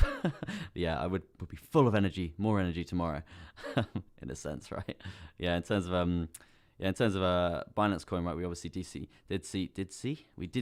this ascending triangle pattern play out, right? We didn't see the measure move completion But we saw a few take profits along the way. If you guys got into that, well done, very nice indeed. I would be inclined to rechange the pattern now. Obviously, we are seeing this level of resistance playing out here, and this is basically an inclination that we are, in a sense, forming a rising wedge pattern coming through here. Obviously, you can see the support that we are getting along this lower consolidation period here, but crucial point would be to watch this zone here. If we are to lose this zone, I would be inclined to say there is a measure move to the downside here, looking something along the lines of this. But obviously, we do have a few moving averages to think about here on the 4-hourly. And that's like the 55 moving average, and also this horizontal level of support around that 379 as well, guys. So yeah, a few crucial points for there to watch for BNB. And guys, if you're liking the stream, smash that thumbs up, helps me out tremendously in terms of likes, in terms of being a new YouTuber. Need that extra hand in terms of the algorithms there. So yeah, guys, smash that thumbs up, turn that thumbs up blue, as I say. Helps me out, helps me out tremendously, right? But yeah, crucial point would be watching this zone with BDIs right now at that $395 mark. But yeah, we do have currently 2 hours and 40 minutes left of this candle, and yeah, it's a pretty flaccid candle indeed. Let's jump to the RSI, see what we got going on here on the RSI. Yeah, it's not so bad. We do obviously have this downward sloping resistance line coming through here, which is currently acted as a nice level of support. Got a spider crawling up my leg. Nice level of support coming through here. So yeah, not so bad at all. I would be looking at a bounce to that. Bounce to this point here if we are looking to get down in terms of finding a level of support. And the lower that we ride along this, the more invalid this this support line will come, right? As more invalid that this support line will come. And the reasoning for that is that the more oversold that we get on the RSI, the more likely we are to have that progression to the upside. It's a good stream. It's a good stream. Always watching. Thanks, bro. Nice to see a compliment there. Means a lot, bro. Obviously, I've only been going 3 weeks, so I'm continuously trying to improve. Can only like once, though. Thank you for the like, Mr. F. Means a lot out there, bro. You're an OG out here. I did hit 280 subscribers, which is absolutely crazy to finish my 3-week period of streaming there. 280 subscribers, I was absolutely over the moon, right? That's just insane growth for a YouTuber. So yeah, really appreciate all your guys' support there. So yeah, Binance Coin. Let me jump to Luna. Just jump to Luna, baby. If there was more people here, I would be inclined to say like we could do some voting and stuff in the chat, but I don't think we've got enough people to have some sort of fun with the voting sort of side of thing there. But yeah, if we do get enough people in the chat over the course of the stream here, granted we are only 1 hour and 19 minutes in here, so if we do get more people coming in the stream there, God, hair's receding bad. I would be inclined to do some more voting for you guys, and we could do some 1s and 2s in the chats, and basically we can get a gauge of what everyone thinks is going to happen. Because at the end of the day, guys, you guys are watching me, but we're a community. We're a community at the end of the day, which is what I want to grow, right? OG, my guy. You're an original. You're an original watcher, bro. You're original. You've been here from the beginning. OG old guy. Nah, bro. You've been here from the beginning. And hopefully in like, say a year when I've got at least 1,000 subs and I'm streaming to a lot more people, you'll be in the chat. I'll be like, yo, Mr. F. Been here from the absolute beginning, bro. And yeah, you're the OG. You're the OG, as I say here. But yeah, as you can see here, we do have an ascending triangle coming up on Luna here. We did see that break to the downside, that retest looking not too shabby at all. In terms of a measure move, we would be looking at something along the lines of this. And just looking at it, we did actually see that measure move come. Wait for the raid. Yeah, wait for the raid. I need to get my energy up for the raid. Always happens, right? But yeah, so we do need to... basically, well, that was obviously like an 11.84% there, so not very bad at all. Very nice indeed in terms of a trade. For me, personally, I didn't get in that. A bit annoying, I would have liked to. But yeah, as you can see, it was that was sort of happening at like 5 a.m., sort of that sort of zone there. And I wasn't streaming at that point, which sucks. I don't think I was trading at that point either. But I might have actually chucked a Bitcoin trade on it around that time, actually thinking about it. But obviously, when you see there's so many charts, right? So many charts that I primarily... If I'm primarily just trading like a few things, it will literally just be the top 5 cryptos. But then if I'm going for a nice trade, like a trading day, like day-to-day stuff, I will be going for the top 50 and I'll be scanning through all of them. So yeah, I'm annoyed I missed this because it was a pretty juicy one indeed. But yeah, in terms of targets right now, I would be inclined to go down to the 4-hour. And we are seeing this it's a consolidation period, right? Consolidation period. I was going to say I'm pretty worried because obviously these lower highs are coming through here continuously. And we did find a nice rejection point off the lower side of this...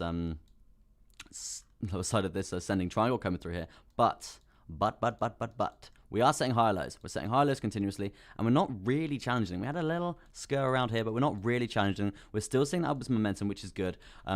Ideal scenario, we want to see the trend reverse now and see that upwards momentum and come and test this this horizontal level of resistance at that $6.44 there. Would you maybe a trading stream? Would you maybe do a trading stream? The thing is about a trading stream, bro, I'd like to do a trading stream, but in terms of like the law and stuff, it's if I'm executing loads of live trades, naturally people are just going to copy my trades. There's a lot of people out there for free trades. They're like, oh, I just want free trades. I don't want to learn to trade, and I don't really want to just be doing that. I want to be educating as well, and that's why I do a TA stream. And I can't actually trade when I'm doing this because I'm too focused in this. So this is literally for you guys in terms of education, in terms of getting my TA across to give you guys a little insight into a potential trade for yourselves. But unfortunately, I couldn't do like live trades because I'd probably end up getting sued, which sucks. But yeah, I do want to do like $10 to 10 grand. I think that'd be really quite cool, especially for you guys out there as well.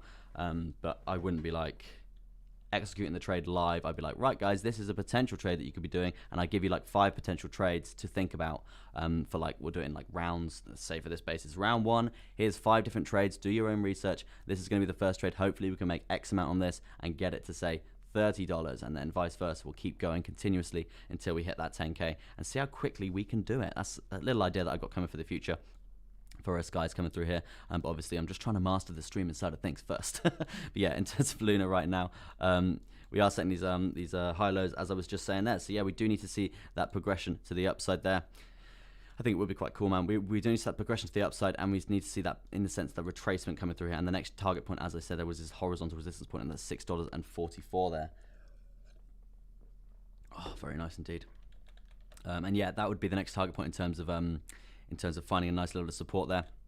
That's the ideal scenario in terms of finding a level of support, but we do need to see this trend have that continuation to the upside from there. I mean, the RSI right now, it's not looking so bad on the hourly. We're pretty central, not that much going on. So yeah, it's not looking bad at all. In terms of the MACD on the hourly coming through here, it's not looking bad either. We do have these lower high points being set here. We do need to basically take into account, right, that this trend, these downtrends, has basically fizzled out, right? So we could be looking at a pretty new big cycle coming through here. We do have this this obvious point coming through here, which I can see in terms of a resistance point, in terms of the downtrend.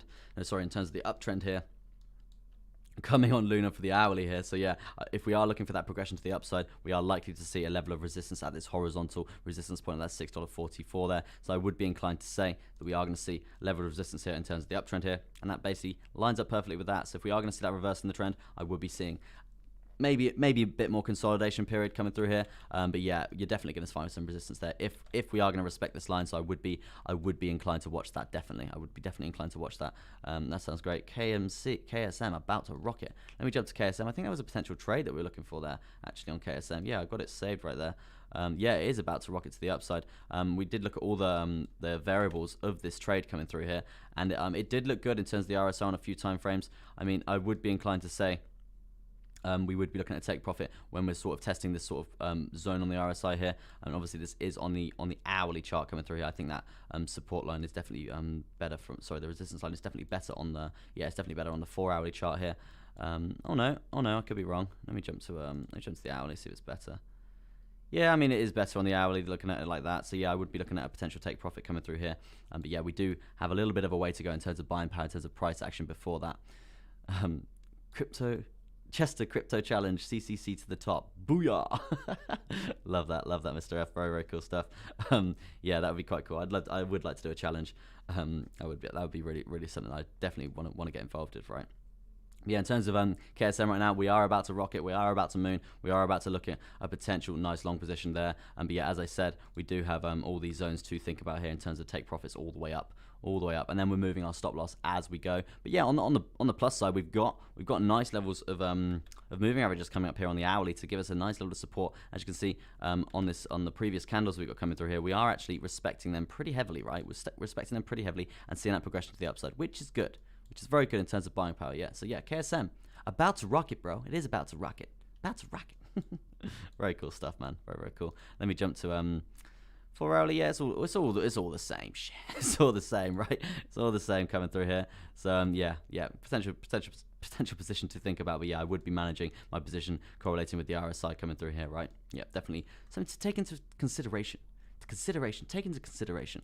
Let me jump to Ethereum, right? Let's jump to Ethereum, see what's going on here. Looking very messy, I must say.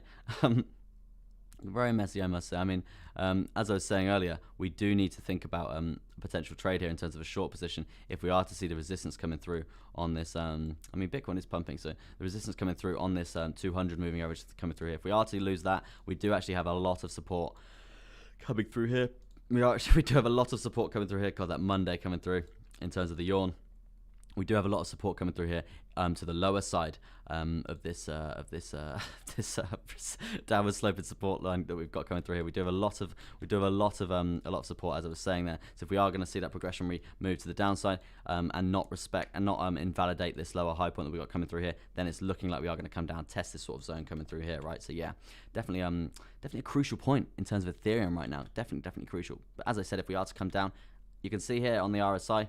We've got a downward sloping resistance line acting as a nice level of support if we do come down to this point as well. So yeah, definitely a few things happening here on the Ethereum. I would be inclined to say that we are looking for that bounce off this zone. Definitely, I'm looking at just literally a few things playing out there in terms of price action for Ethereum there. Let me jump to XRP coming through. Let me jump to XRP. Or no, let's do THETA. I was inclined to do THETA earlier. Oh no, we did do THETA, didn't I? And we were looking for this position to the. Oh no. We didn't. We nearly did. Right. We nearly did. Looking for this position to the upside. Right. Let me jump to the 1 hour here. Let me just explain this. We do obviously have this insanely attractive coming through. Insanely attractive symmetrical triangle coming through here. We obviously do have a lot of touches to the top side coming through here. Obviously a bit of a trap coming through here, and that's why we wait for that retest before we look for that entry. And yeah, that's basically exactly what's happening here. We've come up, we've had that retest coming through there. We've had that retest, and we're looking for that progressionary long. Well, we looked and we found that progressionary long position to the upside. Right, very very nice indeed. For me personally, I didn't get in this trade. I would have loved to, but yeah, not good at all. I mean, very good indeed, because you're looking at a full completion of the measure move there. And look, as this is what I was saying earlier, right? A lot of YouTubers and a lot of traders, right? They would have gone for a measure move looking something along the lines of this, or even something along the lines of this, right? And that's just ridiculous. That's just so super greedy. In terms of percent for that, you're going to be looking at THETA going up like 20%. I mean, it is THETA, so it could do that, as we've seen before previously. But in terms of being a safe trader, in terms of risk-reward scenarios, we banked 5%, very, very nice indeed. I mean, personally, I didn't, but we would have banked 5% in terms of this trade. So yeah, that's why I claim I want to watch today, just so I could actually explain to you guys that this is a very nice. Imagine gaining 5% a day on an investment, 5% a day on an investment. By the end of the year, you're a pretty rich man, pretty rich man, right? So yeah, if we're going for these little 5% here and there, it's going to be very, very good for us in the future, right? Very, very good for us in the future. That's what I want. If I can educate a little bit of less greed, so literally just smaller measure moves, right? We're going to see a lot more successful trades in terms of our portfolios. A lot more successful trades coming through there. So yeah, let me jump to XMR. Let me jump to XMR, guys. See what's going on here. We do obviously have this upwards sloping support line coming through here for XMR. Hey, Hamilton's brother, what's up? Hey Nikki, how you doing? Nice to see you on the stream here. Is it the Bitcoin Beats raid coming through? God, I hope not. I'm only playing. It's good to have you guys here. But yeah, I appreciate the support, guys. If you want to smash that thumbs up, turn that thumbs up blue, helps me out tremendously if you guys are liking the stream. XMR coming through here. Let's just have a little look on the old bit of a midterm here for XMR. You can see this huge ascending triangle playing out. We saw this trap coming through here, and that's I can't stress enough. We wait for the retest before we look for that long position. Otherwise, you're gonna get wrecked. Just as simple as that, right? You need to play it safe. And obviously, this symmetrical triangle didn't actually play out very well. It didn't play out very well. Let me clean up this chart. It didn't play out very well, as you can see here. And we have just broke to the downside, right? We broke to the downside. We haven't seen a retest. What do you think about BTC down to 14K? Think it will get that low? Oh God, I hope not. I hope not. But let me have a look for you there in a second, Nikki.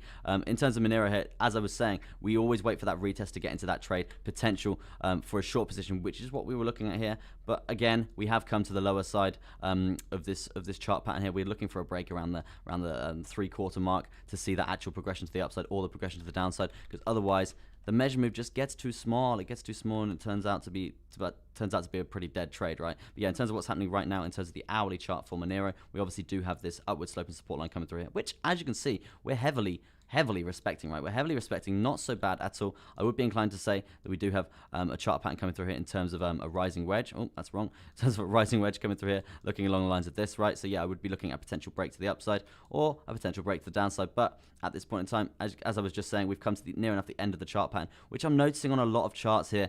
We are coming to a lot of the end sort of patterns of these charts, and that means in terms of safe trading, as I was just saying, the measurements are a lot smaller, the trades are a lot smaller, which isn't good for us, right? Which isn't good for us. But we're better to be safe than to be sorry in terms of hitting those stop losses and getting wrecked, right? Let's see what's happening in terms of what's happening right now. We are finding a nice level of support on the 55 moving average and the 200 moving average here as well. Nice little support, and that's actually given us a nice bit of progression to the upside here in terms of the hourly here. So I would be inclined to say that we are going to actually come up and test this 278, 278, nearly 279. Yes, Wasim, what are you saying, bro?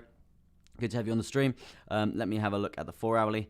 As you can see here, yeah, we are looking for that progression, finding that level of support on the 21 moving average coming through here, and also the price action channel coming up as well, seeing that reversing the trend when we see these blue candles coming through here. So yeah, definitely something to consider here. If we do see that reversing the trend, we could be looking at progression to the upside. Next target point I would be looking at is this lower high point that we got coming down here of this previous downtrend that we got coming through here. As you can see, we are seeing that reversal. We're seeing these high lows continuously being created in terms of this uptrend, in terms of the support point getting created here. So yeah, next target for me for XRP would be this 293 higher low zone coming through. No, sorry, lower high zone coming through here, right? Yep, next target would be that. If we are to lose this zone here to the downside, which it's not out there. It's what's up, Cloud9? Nice to see you back on the stream. OG out here. It's not out the woods that we are going to break to the downside here. But as I was just saying, we do have the 55 and also quite a bit of moving averages coming through here in terms of levels of support, and also on the hourly time frame, the 200 and the 55 there. So yeah, we do have a bit of level of support. So it's likely that we don't break to the downside. It's likely that we have the continuation up. But yeah, short-term target would be that 278 there. Let me jump to BTC, I think it was for Nikki. And guys, if you're liking the stream, smash that thumbs up, helps me out tremendously. I'm gonna jump to a longer sort of time frame here. Let me jump to the weekly time frame here. As you can see, we do have this bull market barrier, right? I'm not sure if you're familiar with the bull market barrier coming up through here. As you can see, if we're blue, we're in a bull market. If we're red, we're in that bear market, right? Simple as that. As you can see at this point in time, the last bull run that we've just had, literally coming from around October here, we've seen that bull run progress. Very, very nice gains indeed. Very, very nice stuff indeed. And that's when we saw that all-time high for Bitcoin. Yes, we did fall off a cliff. Yes, we did do those deep sea dive, those trench deep sea dives coming through there. But yeah, we did lose the bull market barrier, which is an indication we're going into a bear market, right? I know it's a taboo subject and no one really wants to talk about it. Do you think we're likely to move up or break down under the triangle? Which triangle are you on about, bro? Is it this Bitcoin triangle on the daily chart here? Hit me up quickly. But yeah, I'll just keep talking about the bull market barrier for now. As you can see here, this bull market barrier, we did lose it, right? We did lose it. We came to the downside. We tested that 30K zone for Bitcoin. Scary stuff. Scary sort of panic sell-off for Bitcoin there. I think everyone was scared. Everyone was scared. Everyone didn't know how low it was going to go. But yeah, at this point in time, the target would be this bull market barrier to see that reversal in the bear market, in the bull market. But as I was saying a second ago, pretty taboo subject, this bear market right now, because everyone is still pretty goddamn bullish, right? They're pretty bullish. So yeah, target wise, I would be looking for that 43,900 to the upside. But with that being said, we do have the 30K target coming through here. And also that is correlating with these high points coming through here and these higher lows coming through here. So yeah, that would be the next target in terms of a bounce point. In terms of like what you said, getting down to that 14K, did you say there? 14K? Yeah, 14,000. Yeah. To be honest, it's a long way off, right? Let's get 14K. Never been asked this question. Like 14K, that's pretty crazy. Let's look at the levels of support and resistance we've got coming down here. I mean, yeah. We do have obviously a pretty big bounce point coming through here in terms of resistance, but for me personally, I don't see Bitcoin ever really getting that low again. I really don't. Granted, I am bullish on Bitcoin, yeah, but I do think if we are going to see this bear market play out, I do think it's not going to be too bad. We're just going to see a consolidation sort of period like this. Shake out all the weak people, shake out all the uneducated crypto people, and then see that progression to the upside. Because the ideal for the whales, right? They want to be just trapping people continuously in this sort of zone, and then just buying up, having accumulation zones continuously to the downside here. But yeah, in terms of having that fizzle out all the way down, like we did see before, and see that 3K Bitcoin, I think Bitcoin's come a long way in terms of support, in terms of in terms of a lot of things since the last bull market. So I do think we've got a lot of progression. And ideal scenario, right? Ideal scenario for me personally, it wouldn't be just this straight reversal straight back into the bull market. It would be to shake it out, get Bitcoin to a bit of a low point, right? Then I can buy a load more, Bitcoin, nice accumulation point, and then we see that progression to the upside, because we know for a fact, this is a fact, the next bull market is going to create insane prices for Bitcoin, right? Insane prices for Bitcoin. So yeah, I do want to be accumulating as much as I can while I can, right? What's your view on Cum Rocket? My view on Cum Rocket is I'm never, ever going to bring it up on my chart. It's a no-go from me, bro. It's a no-go from me. Oh, yes, me too, to the moon. But yes, paper hands. Precisely. Shaking out those weak paper hands there. Let me jump to what was next. What does Mr. F say? My 50-minute triangle is 30. Let me have a little look on this 15-minute here for Mr. F. Your 15-minute triangle is 35,550. Let me jump to that. 35,550. That is from here. Bottom left to the top. 35,500. Bottom left to the top. Probably looking like that, right? And then I'm only doing this, guys, because I couldn't actually spot it on my chart. But yeah, 36,007 right hand side. Am I way off or just tighter than you if you have time? For me, bro, that's not the most obvious chart pattern I can think of. Obviously, this spillage is pretty big indeed. As I said before on the start of the stream here, I think, was it this downward sloping? Yeah, it's this falling wedge I was going on primarily. But yeah, in terms of a triangle coming through, I would need.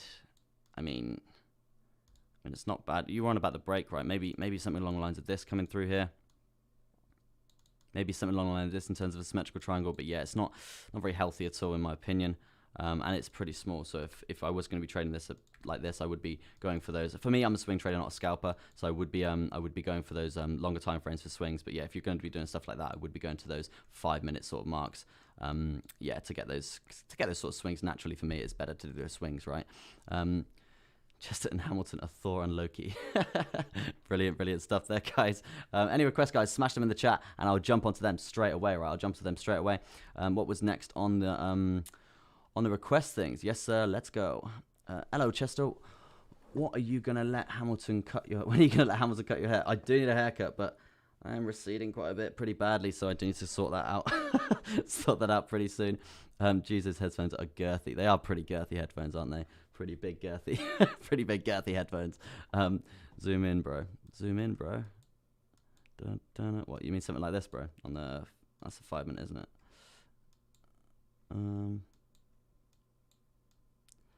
Yeah, not sure what you mean, man.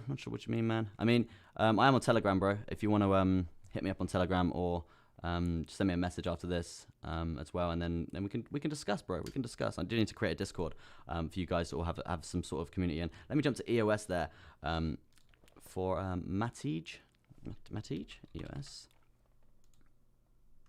Matij, OXT. Yeah, I'll check that after you, bro. Let me jump to the 4-hourly right now for Matij, probably. Yeah, as you can see here, we do have this low point coming through here in terms of that massive dump that we had. In terms of recovery, that was pretty strong indeed.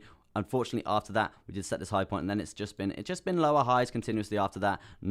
We've been invalidating these high low points coming up through here, which isn't good, right? It isn't good. It's an initiation that we are going to have that continuation to the downside here, and that's basically what you're seeing here in terms of this downtrend playing out, right? It's not great.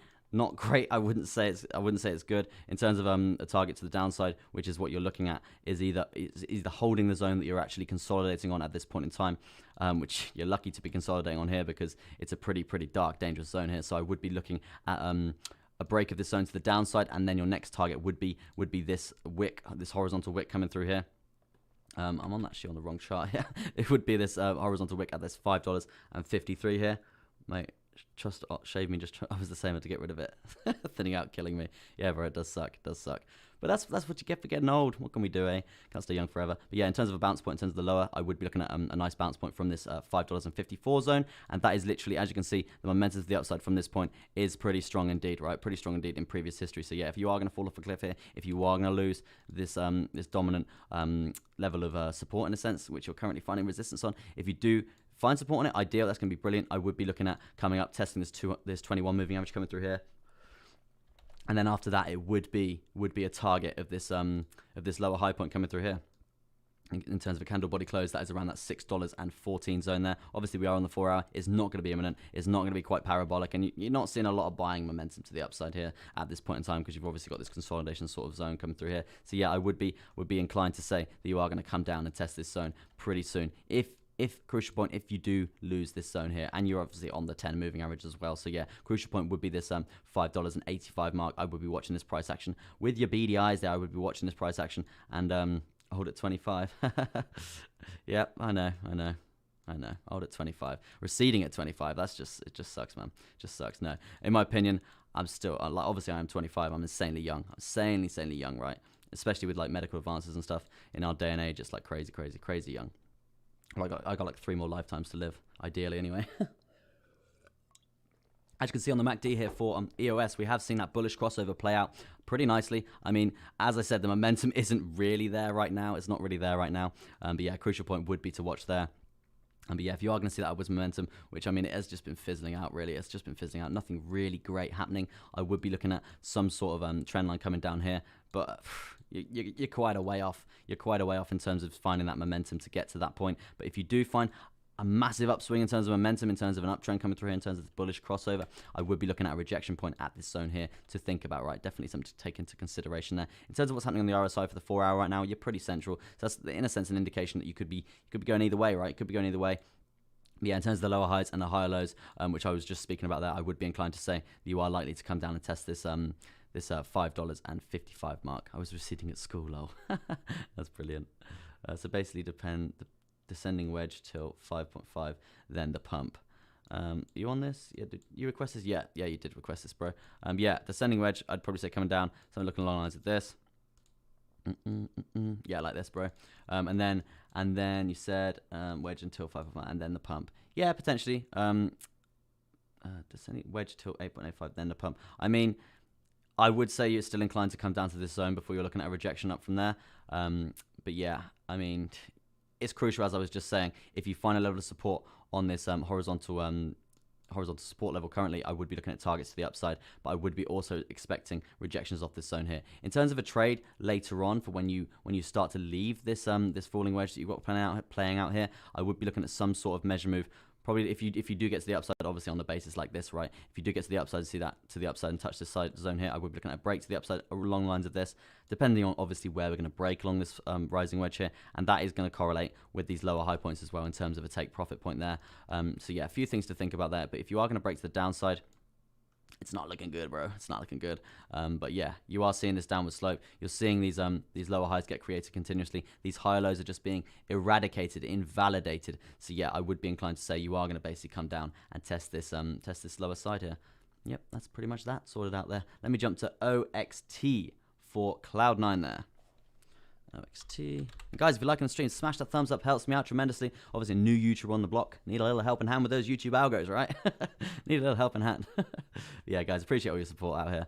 Hit 280 subscribers, which is absolutely crazy, because I've only been doing it 3 weeks. So yeah, appreciate all you guys out there. But yeah, in terms of what's happening right now for OXT, and this is for Cloud9 out here. OXT for Cloud9 out here. We do have, I would say, some sort of descending triangle playing out here. Not the most attractive one in the world, but a descending triangle none the least, right?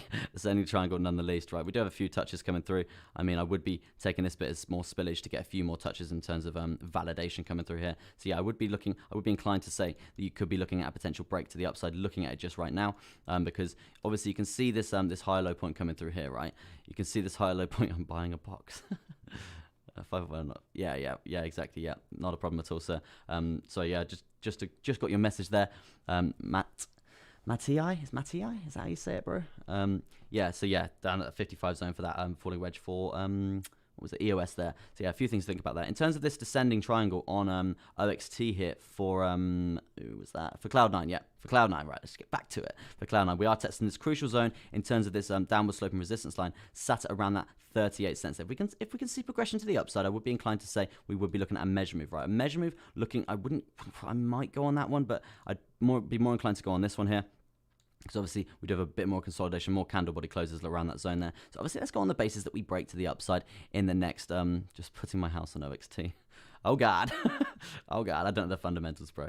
But yeah, in terms of a measure move to the upside here, it would be looking like this, obviously on the basis that we do break. And obviously we're not going to get in straight away. We're going to wait for that retest, and then we're going to break to the upside from there. That's the ideal scenario. In terms of percent for that trade, which we could be looking at in terms of a long position there, we're looking at a nice 11% gain there if we can break to the upside and find that momentum, right? I mean, at this point in time, it's not looking so bad because these higher lows are, in a sense, being respected. We're finding resistance to the upside from there, so it's not looking like we are going to be coming down anytime soon. But yeah, ideal break scenario to the top side would be that 11%. I mean, on the basis we do break to the downside, I would be inclined to do a measure move along the lines of this. And guys, if you are looking at my measure moves and saying, oh, we usually do a measure move from this point here to this point here, and then drag it like so. Yep. And you're never really ever going to get there with crypto, right? It's just full of traps, right? You're never really going to get there. So that's why I do my measure moves nice and small, manage the risk. Because if we are aiming for that measure move, right, we're aiming for like a 35% gain. And for me personally, I would prefer to have 10 successful 11% gains than 3 out of 10 50% gains, right? Well, sorry, 30% gains there. Yeah. So it's all about risk management there. And for me personally, that's what I like to do. Safer. A lot more successful trades trading it like this in terms of measure moves, yeah. But in terms of a measure move to the downside, if we were to break to the downside, if we were to fall off a cliff there, it would be 16%, and that's still pretty big indeed. And yeah, as you can see here, it does correlate pretty well with this zone coming through here in terms of that wick. But I would be inclined to say a big take profit point would be this zone coming through here in terms of a horizontal support point at around that 30-cent zone. That's obviously on the basis that we do break to the downside, which is pretty unlikely, right? Because we're looking at that momentum to the upside. In terms of the cycles coming through here on the MACD, bet the farm, lose the farm. It's like Matthew, just in the language. Oh, okay, bro. Okay, that's cool. Matthew it is, sir. Matthew it is. Matthew?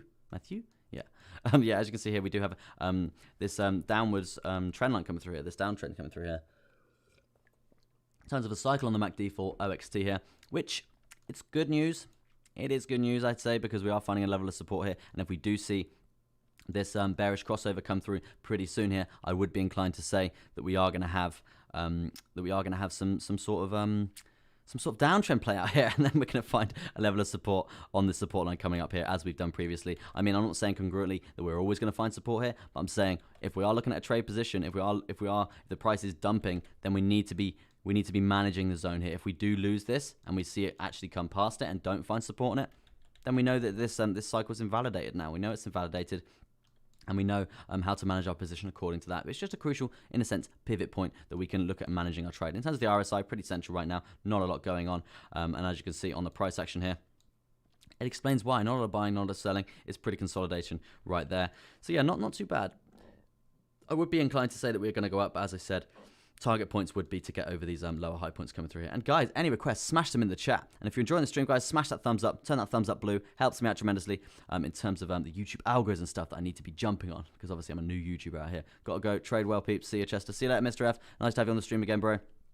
Every morning, Monday to Friday, 1 to 2 hours. Today, I might be going for that 3-hour mark. We'll just see how we go today, guys. And any requests, guys, smash them in the chat now, and I'll get onto that. Let me summarize on Bitcoin quickly for you guys there. Let me just see what's happening. We have seen that little bit of a pump in the last hour or so. A little bit of a pump coming through. We were looking pretty flaccid the last time I checked, I think. In terms of a percent for right now for the open body at the moment close, near enough 0.5%. Not so bad, right? But we are currently testing the 55 moving average, and I'm inclined to say, in case of Matic, 1.57 is a decent entry. Let me have a little look for that for you there, sir. Yeah, I would be inclined to say that we are going to potentially come up and test this top side of this falling wedge that we got coming through here for Bitcoin on the midterm here. And that's at around that 36,473. But let me just reference the long term here for Bitcoin, because we do have this downward sloping resistance line coming through on the RSI. So we do need to take into account, if we see the momentum to the downside of this line play out soon, we're going to see that rejection in terms of the price, right? We're going to see that rejection in terms of the price, and that could basically mean that we're going to see us come down and see a nice test of this grey box zone coming through here at around that 35,300. And guys, take into account, if this happens to Bitcoin, right? If this happens to Bitcoin, I know it's not the biggest percents in the world, right? It's still 2%. We know a lot of altcoins will suffer from that and will actually have that pullback themselves, right? So yeah, take that into account when trading other altcoins and stuff today, if Bitcoin is to dump like that, right?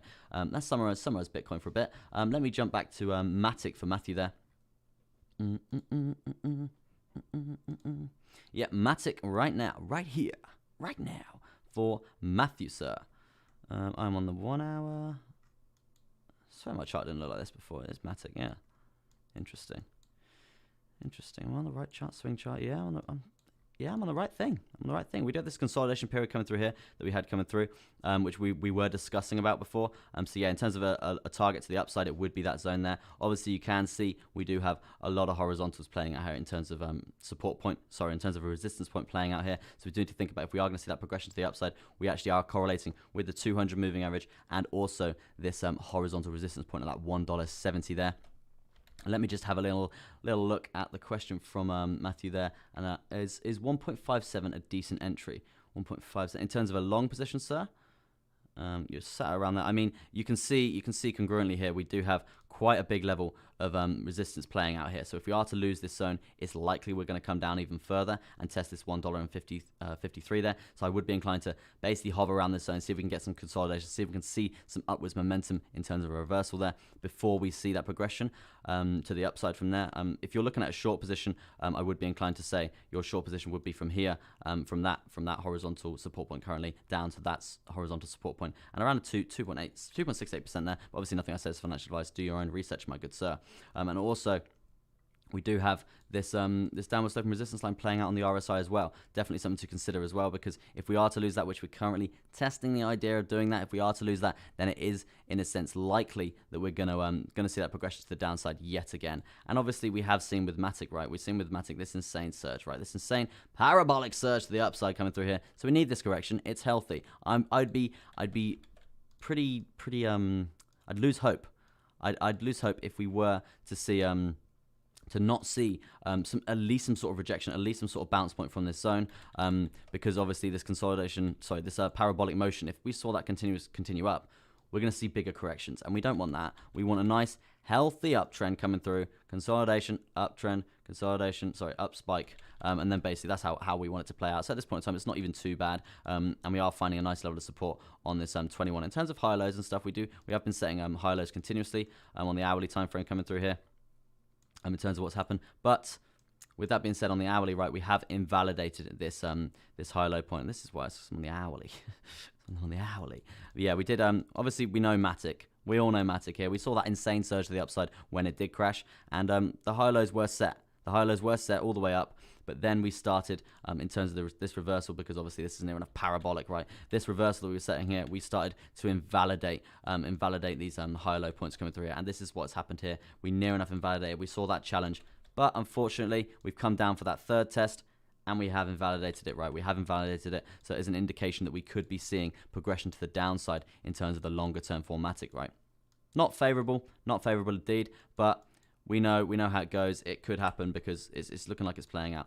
For that to basically reverse, I would like to see a challenge of this lower high point coming through here, and that's obviously we have invalidated this lower high, so we need to see that progression to the upside, invalidate this lower high, but I would be inclined to say that we're going to see definite resistance from this zone here at around that $1.82. As you can see here, we got to that zone there, resistance played out, and here as well, resistance played out. So yeah, I would be inclined to say we are going to see some resistance here and that $1.83 there. In terms of, like you just said, Matthew, a long position up from that $1.57, I do believe it was. Yeah, $1.57. I mean, it's pretty hard, man. It's pretty hard. I mean, obviously you can see here, we are seeing upwards momentum from this $1.57 zone, which is good continuously. Not bad at all. But this is I would be concerned about this this invalidation of these high lows coming through here, right? I would be concerned, because that is an indication that we are to go lower, right? We are to go lower. In terms of actually having that reversal, we would need to, as I said, get rid of this lower high here. So for me, it's a bit too risky for me to jump into. But yeah, obviously you want to make your own call on that, bro. In terms of downward sloping resistance lines coming through here, could we get one played out there? I mean, it would be a bit high. So let's just do it for here now, get a few more touches on this zone here. And yeah, we do actually have, an ascending triangle. We do have an ascending triangle playing out here. So yeah, we would be looking at a potential break. Descending triangle. We'll be looking at a potential break to the upside or a potential break to the downside. We'll be looking at something along the lines of this in terms of a percent gain there. We'll be looking at percent gain. Obviously, depending on where we're going to break along the top side of this descending triangle playing out here. On the top side of this descending triangle playing out, obviously depending on where we're going to break there. But yeah, in answer to your question, that 1.57 for me is a bit too risky for a long position there. Yeah, in terms of a long position for Matic, I would be waiting for us to come up outside of this triangle here. Outside of this triangle. Guys, if you can't see that triangle, let me just draw it out for you a bit more. Let me get rid of that, and we'll get rid of that. And I'm just going to draw it as in, like, as you can see here. Triangle, descending triangle, right? Descending triangle playing out. This is not the nicest drawing in the world, but I haven't drawn the other white ones in there in terms of those lines coming through. So yeah, I would be looking at a break to the upside coming through. Not like that, a break to the upside coming through, something along the lines of this. But with that being said, I just forgot all my keys there for a sec. What's going on? With that being said, I wouldn't be inclined to just jump in as soon as we were to get out of this descending triangle here. I would be waiting for us to come up, potentially have that reversal. See that retest, get a better entry, a less risky entry, and then judging the momentum to the downside once we're on that retest. Because if we see the momentum to the downside fall off, then it's likely that this upwards momentum here is actually a trap. Really appreciate your explanation, sir. Not a problem at all, Matthew. I hope you're having a lovely day yourself. And I do this every single morning, so if you want to jump on this every single morning with me, 1 to 2 hours, I'm going to go for that 3-hour mark today. Smash the subscribe, smash the notification bell, and we can, in a sense, trade together and build a community. But yeah, in terms of a retest for this potential long position here for Matic, I would be looking for a retest. Then we judge the momentum as we come down. If we don't find support on this zone, it's as simple as that. We're not going to enter the long, because then this price action coming up here and then that coming down for that retest, this is literally a trap. That's a trap, and a lot of people would have actually gone long and look for that progression to the upside, look for that measure move. But no, it's a trap. You get rejected, and you end up back in the triangle. You end up back in the triangle. And I must say, at this point in time, with trading over the last few weeks or so, we've just seen a lot of chart patterns actually just play out. They've played out and then they've just fizzled out in the end, and just saw some consolidation, crappy trends coming through from there. No breakouts, no imminent breakouts that are really that great in terms of chart patterns that I've noticed. A few coming through. We are actually waiting on one for DOGE at the moment. Actually, let me jump to that and see how that's playing out right now. Yeah, see how this is playing out. Let me get some indicators back. But as you can see here, we do have a symmetrical triangle, and this is why DOGE actually claim. Obviously, I hate DOGE because it's a meme coin, and I'm never going to hodl that. But trading-wise, it does provide some pretty good trades in terms of chart patterns playing out. So yeah, I would be inclined to say that we are looking for a potential move coming out of DOGE here. It's coming soon. Coming out of DOGE here. I would be inclined to say that we're looking at potentially progression to the upside, potentially progression to the downside. So yeah, this is a zone to watch here. If we're looking for a measure move to the upside here, I would be inclined to say it's something along the lines of this. Obviously, depending on where we're going to break here. And that obviously correlates pretty well with this horizontal resistance point at that 38 cents there. In terms of a percent for this potential trade coming through, it's like a little 2.5% scalp there. Not bad for a day's work. Little 2.5%, very nice on your investment, right? So yeah, that's something definitely to consider there. In terms of a downwards measure move coming through, we would be looking at something along the lines of this. Obviously, we've got the 55 coming through here. So definitely have a little maybe a take profit coming through here. But obviously, guys, we know DOGE, right? We know DOGE. Do not be trading this like it's a normal trade, because it can literally be manipulated like that. We can't manipulate it, but other people can manipulate DOGE like crazy. Like one famous dude can put out a tweet, Elon Musk, and then it's basically going to dump or pump the price like crazy. So yeah, I would be aware for that. And yeah, very, very crazy stuff happening there. Crazy stuff. And guys, you've got any more requests, smash them in the chat. Let me jump to Rune for Cliff Chang there. How are you doing today, sir? How are you doing today? Let me jump to Rune. Currently up 0.53% there. Not crazy stuff happening indeed. Let me jump to the 4-hour. I mean, it's not so bad. I can see a chart pattern playing out straight away in terms of a level of support coming through here, and in terms of a level of resistance coming through here. I would be inclined to say it's a symmetrical triangle. We got a symmetrical triangle, guys. Playing out here. Yeah, obviously, excuse me, it is Monday, right? It is Monday. Symmetrical triangle playing out. So yeah, I would be how much you putting into your trades if you're looking for those 2-3% gains. I can't actually disclose that, bro, because then people can get an estimation of my portfolio, and then I'm going to be a target for hackers. We can't be having that, bro. We can't be having that. But I would say never put in what you can't afford to lose. It's as simple as that, bro. It's as simple as that. But yeah, in terms of what's happening now for Rune, we do have this symmetrical triangle playing out. Not too bad in terms of being attractive, right? A bit of attractiveness coming through. We're looking pretty good in terms of all these touches. Very nice. Love the touch. Love the attraction. Sexy stuff going on there for this symmetrical triangle. We're looking at finding support of this of the bottom side of this symmetrical triangle playing out. In terms of a target right now for holding the level of support would be this horizontal support line at that $10.89. And well, thanks for asking. Not a problem at all, Cliff Chang. You have a good day, sir. Yeah, I would be inclined to say we would be looking at a nice level of support on this zone here if we can hold it. I mean, it's looking pretty good right now, and also we do have unfortunately this higher low point actually got invalidated by this previous dump, and vice versa. This point here got invalidated by this previous dump. So it is looking like we are going to see resistance off here, but on the plus side, we have got a nice level of support coming through here that we know that we have that upwards momentum from, right? We know we have that upwards momentum from. So when we actually come down and test this, I wouldn't be surprised if we actually came back up and started invalidating these lower high points here. That's the ideal scenario here for Rune. But right now, right now, if we are to break to the downside here, I would be looking at potential short position. But let me explain. With that being said, we've obviously got this crucial high low point here to get over. So in terms of a percent down to there, I wouldn't be looking at running this trade in terms of the whole measure move. Obviously, we are still pretty early on in this symmetrical triangle, and obviously is the 4 hour. And guys, you know I'm not really the biggest scalper in the world. I prefer these big swings when we're making those 10%, those 5%, those really juicy trades there. So yeah, in terms of not being greedy, not going for that full 25% measure move there. Do you think Elliott waves will show up soon on this cycle? Potentially, bro. Potentially, but I presume you're on about Bitcoin there. But yeah, so as you can see here, this 8%, it's going to be around 8-9% there. Obviously, depending on where we get in the entry, depending on if we break to the downside there. But yeah, I would be looking at a nice take profit here at this zone here, this horizontal level of support at that $9.63, because obviously we know we can see the momentum to the upside from this support line, right? We can see it from there, so it's likelihood we're going to find that again. And that's why I don't go for the full measure moves, right? Because I'm not greedy. I like to manage my risk. I like to get in, make the money, and get the fuck out. Simple as that, bro. But yeah, right now, we are looking at. Let's look at the RSI. Let's look at the RSI for Rune. We do have this downward sloping resistance line come through on the RSI, so we are going to see that upwards momentum.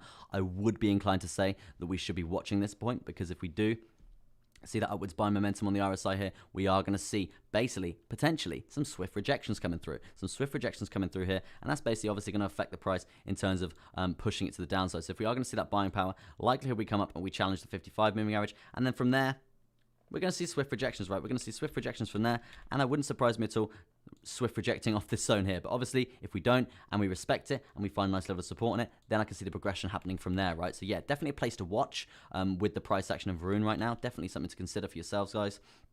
In terms of the MACD right now, we do have some pretty obvious cycles coming through. Pretty nice cycles, I must say. Just looking at them from a first glance coming through here. We do have some nice cycles coming through here. I would be inclined to do it like that, and then we get a few more touches coming through there.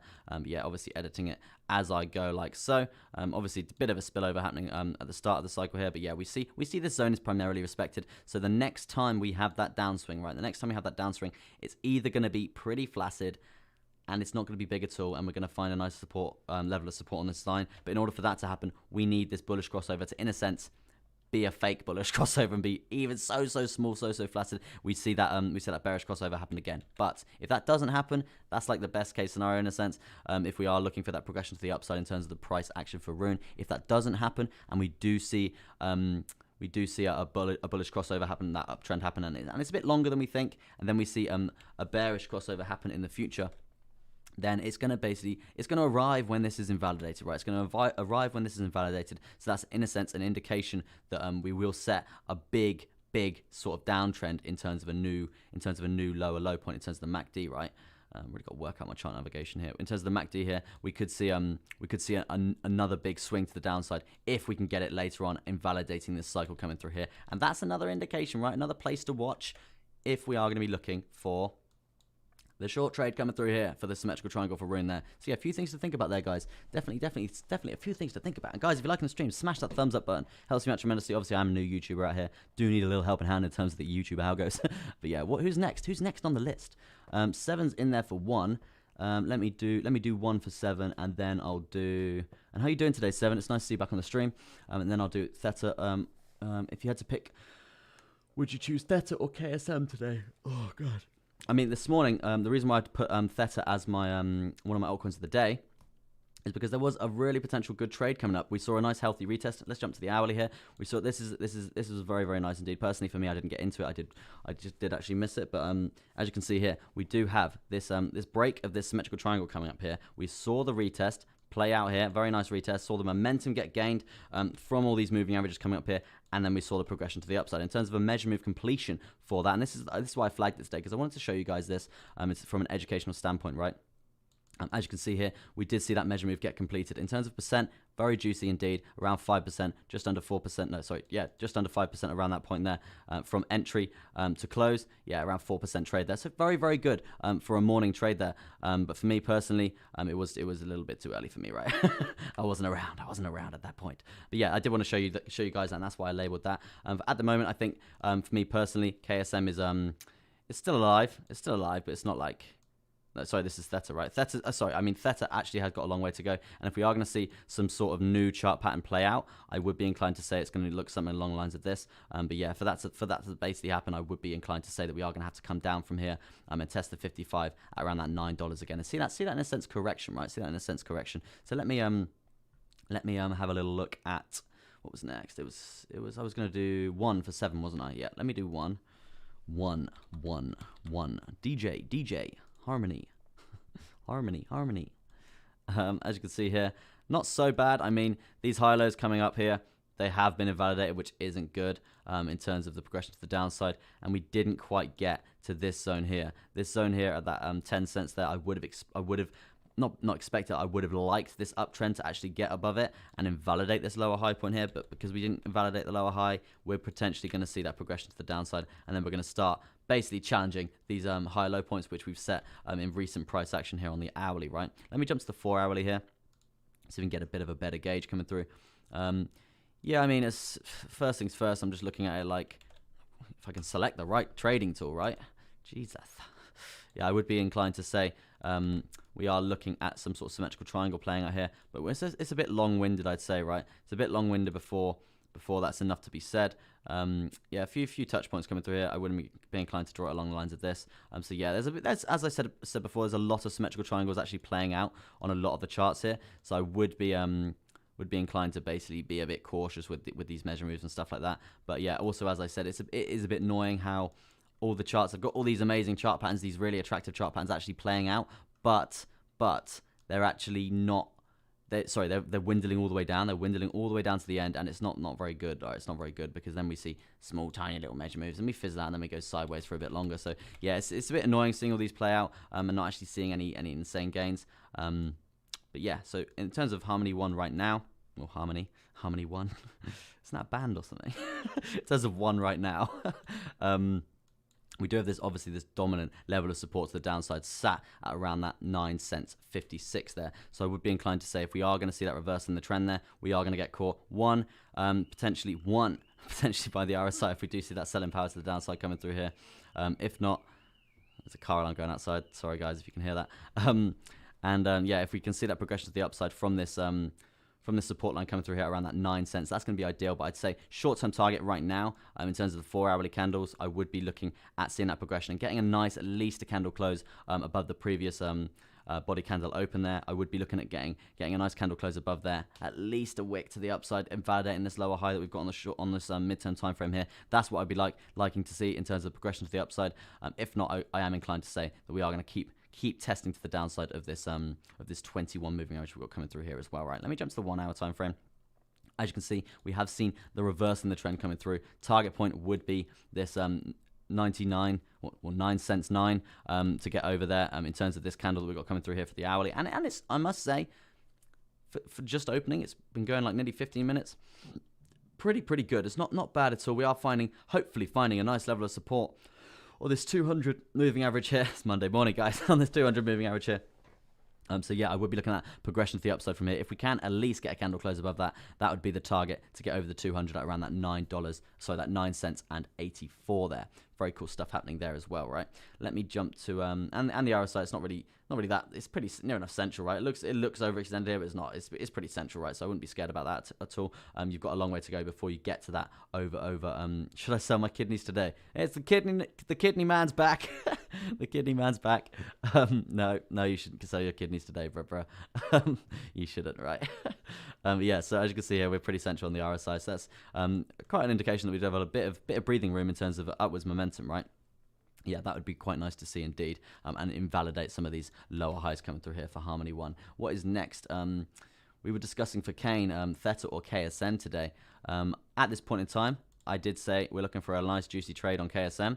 Annoying right now that I can't actually get into this, but for you guys, for an educational standpoint, we do have a nice healthy retest. As you know, we wait for the retest. Patience, wait for the retest, because as you can see, if we got into this long position around this point, around this candle close here, we'd have gone long, and then we'd have dumped back down, and then we'd have come down here and stopped you out. Simple as that. You'd have got stopped out. And it's just, yeah, that's why we wait for the retest, check the momentum, and now we've checked the momentum, and you can see the momentum's growing. It's growing to the upside here. Granted, we do have this pretty crucial thing on the RSI here, this downward sloping resistance line that we do need to think about, because we do see resistance playing out from that quite a bit here. Quite a bit. So we do need to take into account, if we can get over that, we're going to find support, and that's going to be ideal, right? That's going to be absolutely ideal for us.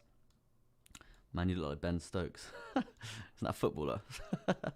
Yeah, we would be looking at crucial level support on this zone here. Where can you see TBB wrapped Ethereum on the long-term set? Let me jump to that in a second. Leader crypto for you, sir.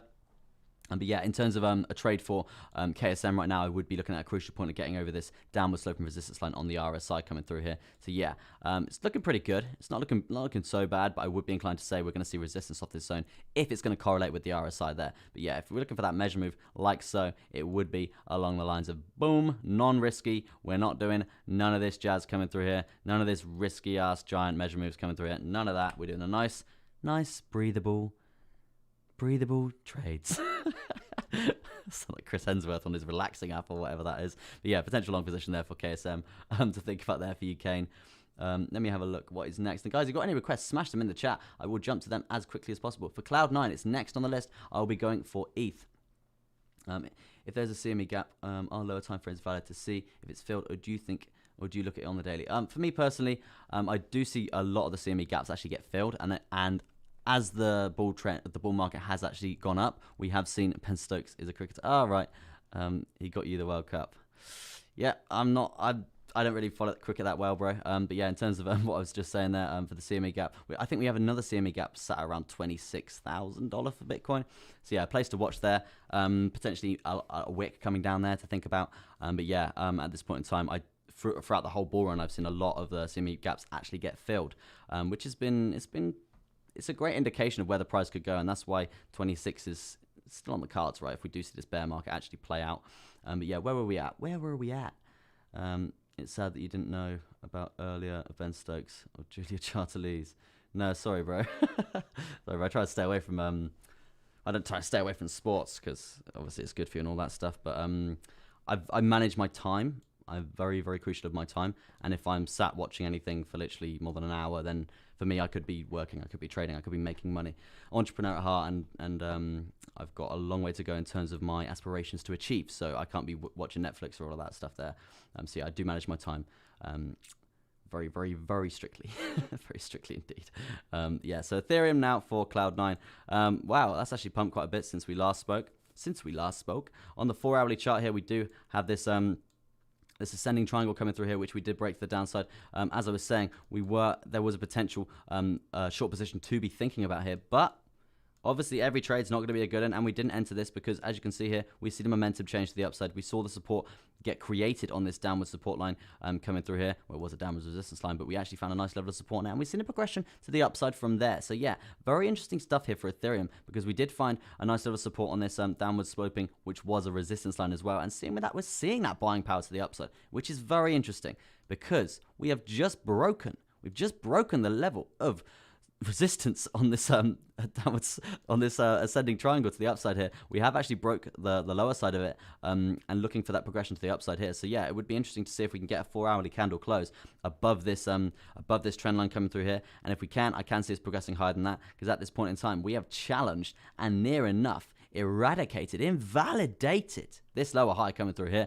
And you can see pretty crucial lower high in terms of a rejection in terms of the price, right? So yeah, that's very good in terms of Ethereum right now. It's looking like we are going to see that progression to the upside if we can continue that momentum. Next target would be this 2,856 zone for Ethereum. And with the momentum that's playing out now, it doesn't look too bad at all. But be careful, we are near enough at that oversold point. I also make money. I sold my liver. Now it's time for my kidneys. Hey, bro, your liver grows back. Your liver grows back. Don't sweat it. But yeah, crazy stuff. Yeah. Don't sell your kidneys, bro. Don't sell your kidneys. Although it's good price on the black market, I've heard. But yeah, target point for Ethereum right now would be that 2,856 zone. On the basis that this is just a wick and this is a little bit of a fad, and we do see that swift rejection coming through as played out here on previous RSI action, I would be looking at a bounce off this resistance line coming through here. Granted, it wasn't huge the last time it played out, but I would be looking at potentially the chance for a bounce here in terms of a level of support getting created. And that basically means that we could come down to this 21 moving average, and that too, for me, time is not money, at this $2,712. My organs are money, Jesus. In terms of the price action for Ethereum, we are pumping, we are invalidating this lower high very, very strongly indeed. Very nice to see, very, very nice to see. Let me, you need to chill more, bro. Maybe that's why you're receding. Cheers, Kane, mate. I'm receding because my dad's actually he's got pretty good hair, but my uncle, he's completely bald, right? So that's why I'm receding. It sucks, but yeah, not good. Probably just end up getting a hair transplant or something like that. Maybe. TBB to wrap Ethereum, and this is for Leader Crypto. I mean, to be honest, bro, straight away. It's a bit mad. It's a bit mad. Let me jump to the daily. Jump to the daily and see what's going on.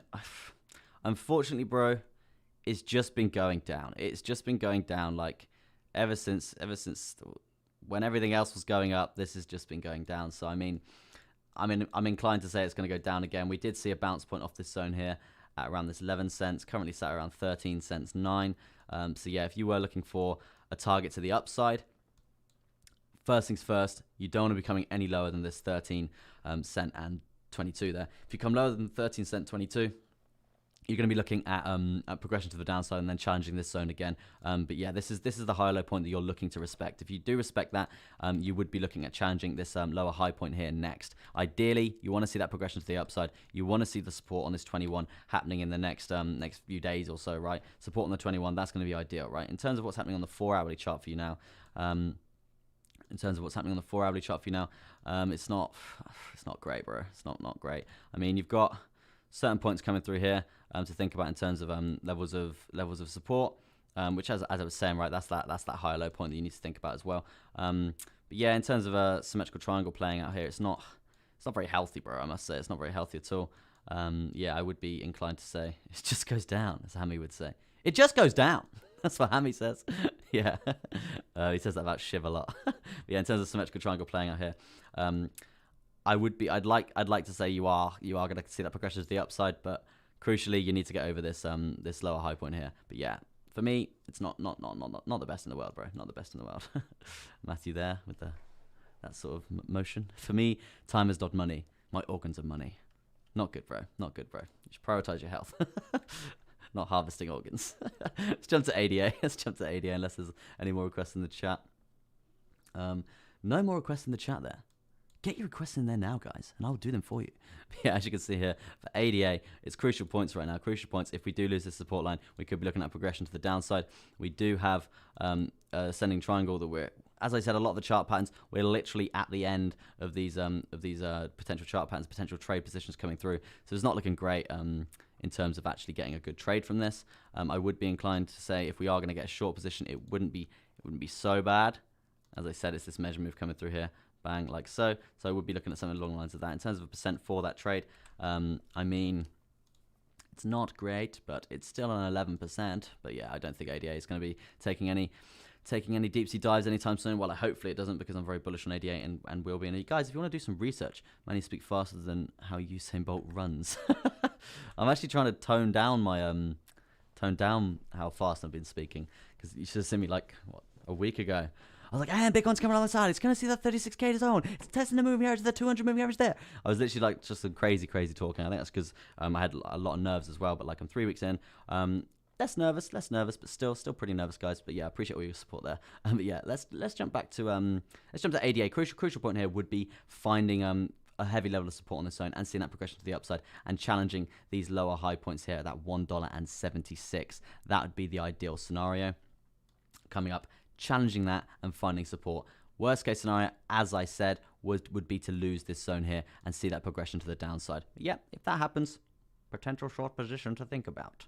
Definitely something to think about. But yeah, also we do have a downward sloping resistance line coming through here on the RSI here. So we do definitely need to think about that. If we do see that progression to the upside, we're likely to see that resistance actually play out on the RSI there, and it is to the upside in terms of selling power. So we do need to look at that as well. Cloud9, I will jump onto BAT, bad baby for you.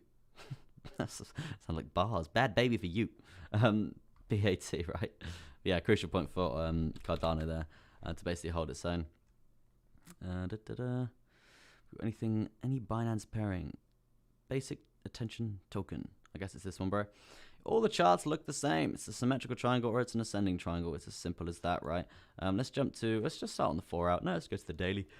Shows the daily quickly. As you can see here, obviously this insane low point from when we had that crypto crash coming through, and then we've obviously seen high lows being created continuously. I mean, in terms of the daily, it's not looking so bad at all. Granted, we have had this consolidation period basically coming through here where we are setting these high lows continuously and we are setting these lower highs continuously. We have that consolidation period where we're looking for the break, and that basically means we're going to be forming some sort of symmetrical triangle.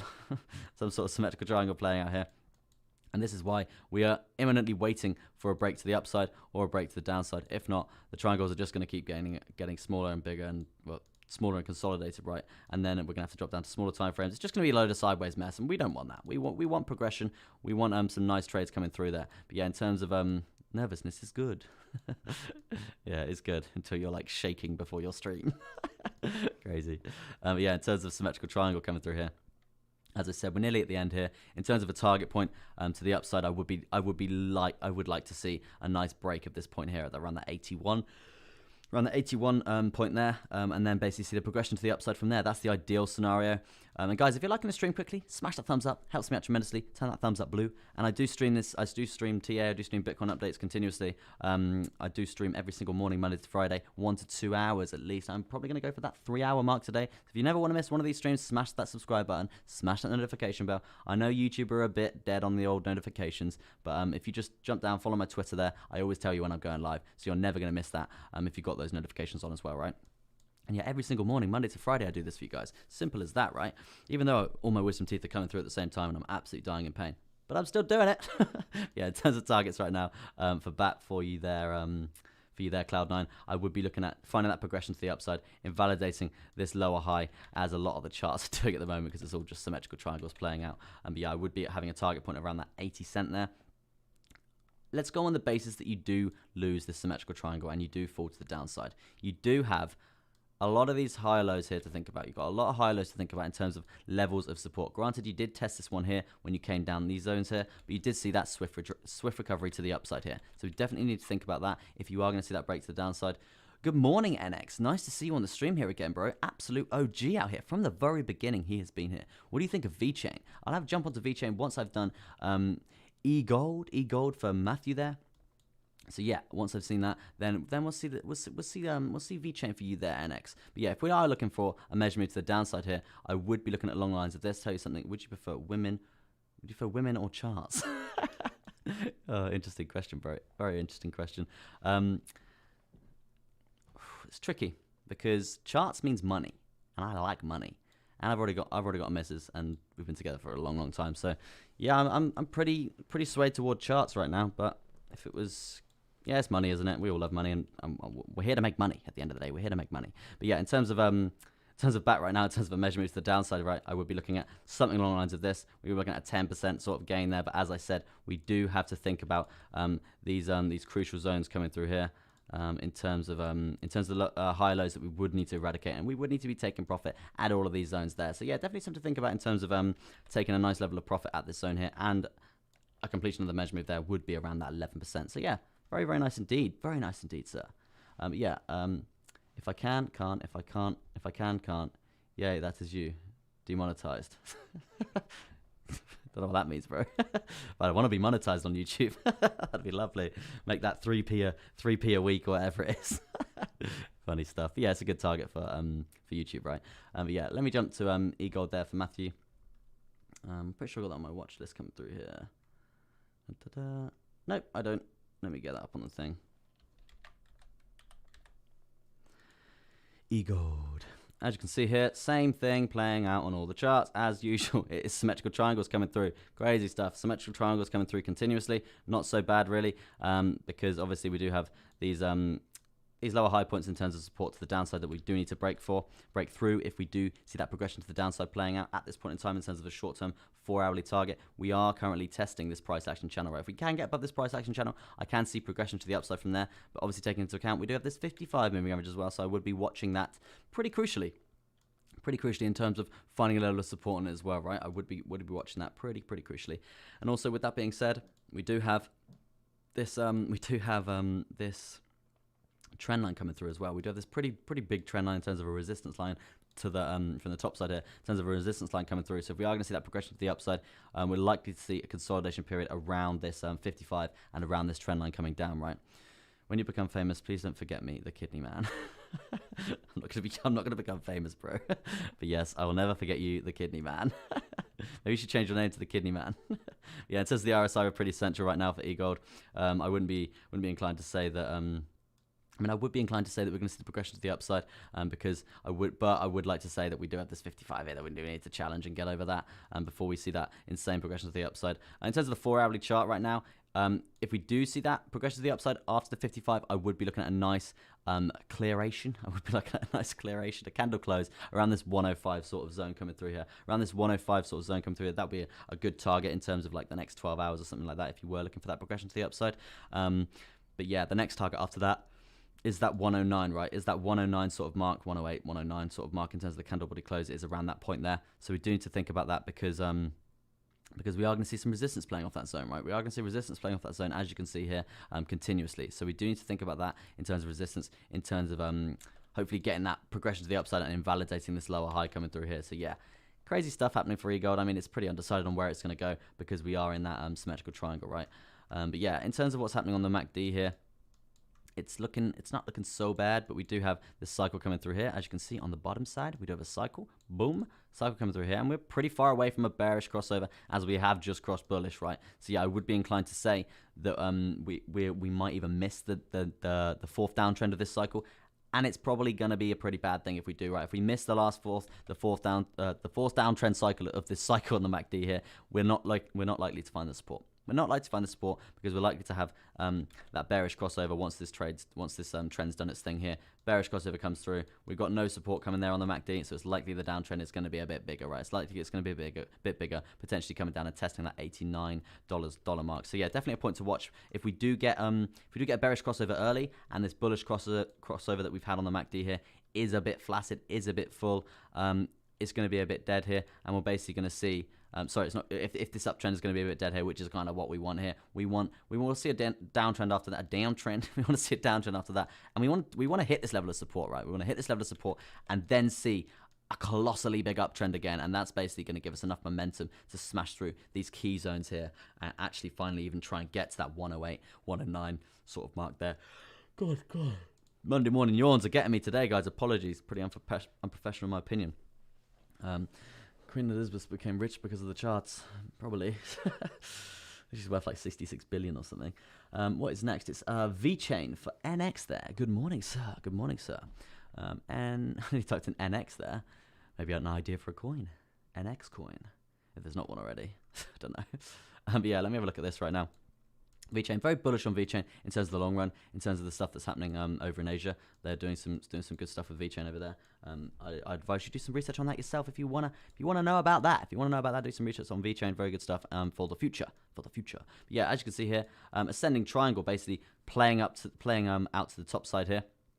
In terms of a target, I would be looking at fighting our way through this grey box zone that we've got coming through here in terms of not finding these insane levels of resistance. As you can see here, we do have some pretty insane resistance coming off this point. So I would be inclined to watch this zone pretty tightly.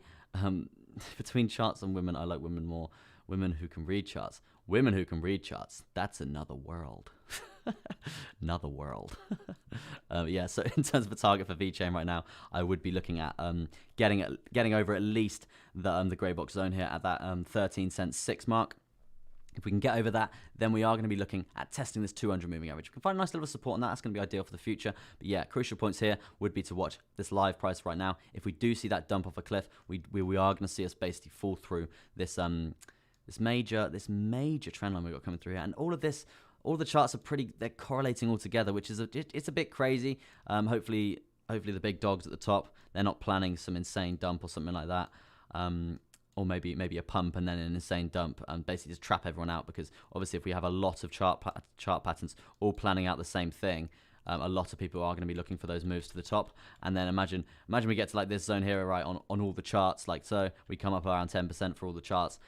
Everyone goes long, because a lot of people do their measure moves like so, right? Everyone goes long, and they're like, oh my god, we're going to get there, we're going to smash these targets, we're back into that bull market.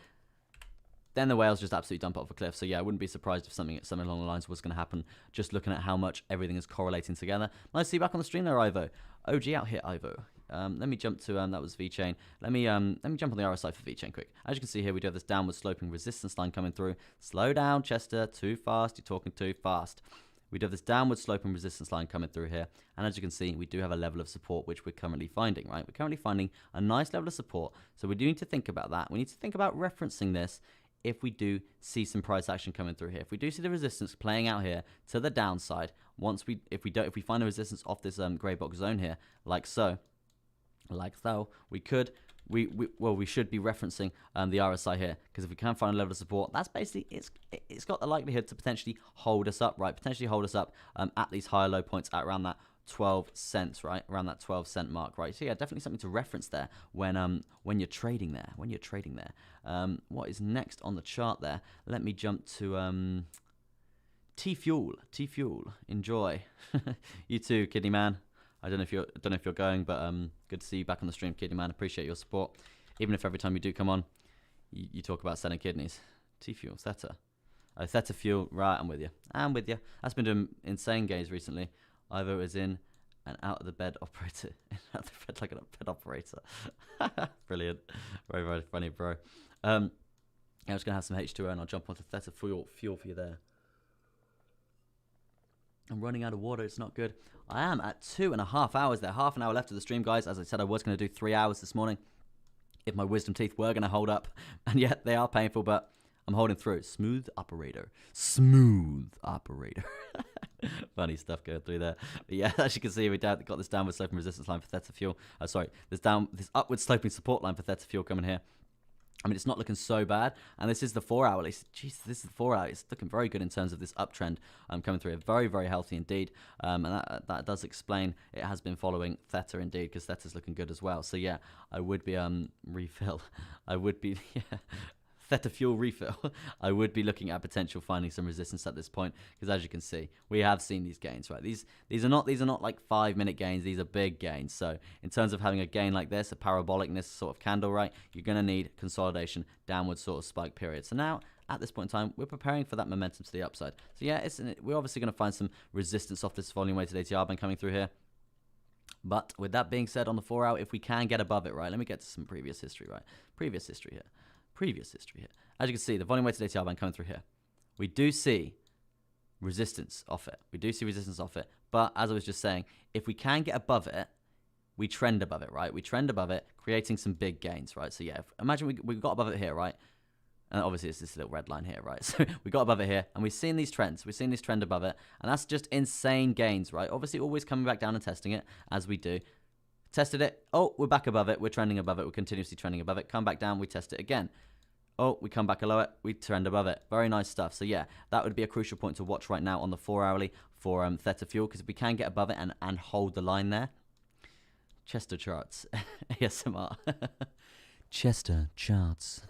But yeah, if we can't get above it on the volume weighted ATR band here, we could see that progression to the upside from there, and that's just going to be insane gains from there. Let me jump to the daily, and I'm going to have a look at this on the daily, because I must say it's pretty parabolic, right? It's pretty parabolic on the daily, so we would need either some sort of correction potentially coming down to the volume weighted ATR band on the daily here, or this upward sloping support line we got coming through here around that 42 cents there. Wouldn't be surprised if that was to happen pretty imminently before we saw that next level of progression up to the top side around that 56 cent zone there. But guys, if you're liking the stream, nearly going for 3 hours, well, I will be going for 3 hours. Smash that thumbs up, helps me out tremendously, right? Really appreciate all you guys' support. And yeah, as you can see, we are testing this horizontal support line currently. And if we can find a nice level of support on that, I can see the progression to the upside. The next target would be, if I'm correct in saying, the previous all-time high. Yep, the previous all-time high. I thought it was still loading there. The previous all-time high sat at around that 57 cents there. So yeah, that would be the next sort of test. And I hate to say it, as you can see, there's pretty big resistance there, right? There's pretty big resistance there. So the chances of us absolutely smashing through that, I'd say it's pretty low, just on the basis that we have seen this pretty big, not pretty big consolidation, pretty big parabolicness coming through here. So yeah, if we were to see us come up to this zone here, still in this parabolic motion, we're gonna see that correction. Don't be fooled about buying into the FOMO here. We're gonna be seeing that correction. If we have a nice consolidation period along this zone, and then we pump up and try and hit this all-time high again, then it's likely we are going to break it and see progressions to the upside. But in order for that to happen, we need a consolidation zone. Otherwise, we're going to go up, we're going to go parabolic. We might break it, but then we're going to see some insane correction to the downside. So in terms of a healthy chart pattern, consolidation here is needed. And I just saw that on the daily, right? On the daily here, you can see, look, we're near enough overextended in terms of buying power. So yeah, we do need that correction coming through, as I was just saying there. So yeah, a few things to think about in terms of THETA fuel there for NX. Yeah, thanks. I have two lives, Kidney Man here, and the uni lecture of political economy for the rest of the world. That's quite cool, bro. That's very cool. Lol, chart X is just 95% away from ATH. Seriously, that's mad. I don't know the thing for that. Let me have a little look. Chart X. Don't know if that's going to work. Oh yeah, here we go. Interesting. You love your really new coins, don't you, bro? not really new coins, but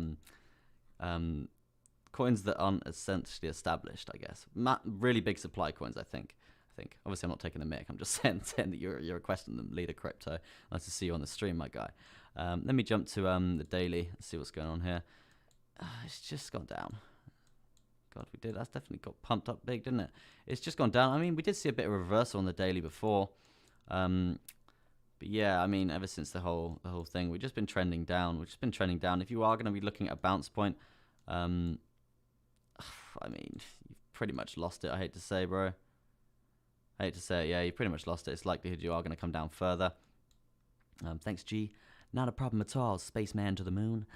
Yeah, likelihood you are going to come down further than this. I'm creating all-time lows, not all-time highs, bro. All-time lows coming through here. Yeah, pretty awful chart, I must say. In order to see the reversal, I would be looking at invalidating some of these lower highs coming up. Just to even begin, I'd like to see support on these horizontal support levels, which they're gonna provide you resistance continuously, I think, because it's not looking good. Not looking good at all, I must say. Yeah. Any other requests, guys? Smash them in the chat. Chester Charts ASMR. Smash them in the chat, guys. Oh, we had Pond from Ivo. Sorry, bro, I missed that one there. Pond from Ivo. Dun, dun, dun, dun. And that's it. We're out of water. We're out of H2O. End of the world. Oh, God. Right, this is the daily. It's not looking so bad. Obviously, this is the giant crash that we had. We have seen that progression to the upside. We did see a lot of momentum in terms of that price action to the upside there. ETH is soaring up. Interesting. Let me jump to ETH quickly. Sorry, Ivo. Just want to check ETH because I was interested about ETH today. Not this. Jump to that. Yeah, we are actually reclaiming this ascending triangle coming through here. Reclaiming that. I said the next target would be this 2,856 zone. Pond, yes sir. Back to Pond for you. Just wanted to check ETH, just in case we were having some insane. That's wrong. Insane emergency alert for Ethereum. Yeah, as you can see, Pond, get some water. Do you guys want me to keep going? Should I just keep going? I shouldn't really, but I might. DAI chart, I might. DAI, sorry, I will do DAI for Cloud9 there. But yeah, so as you can see here, we did actually have an insane surge of buying power for Pond to the upside here. As you can see, testing this volume weighted ATR and seeing that swift rejection to the downside in terms of selling power, right? It's either not loading or it's pretty new.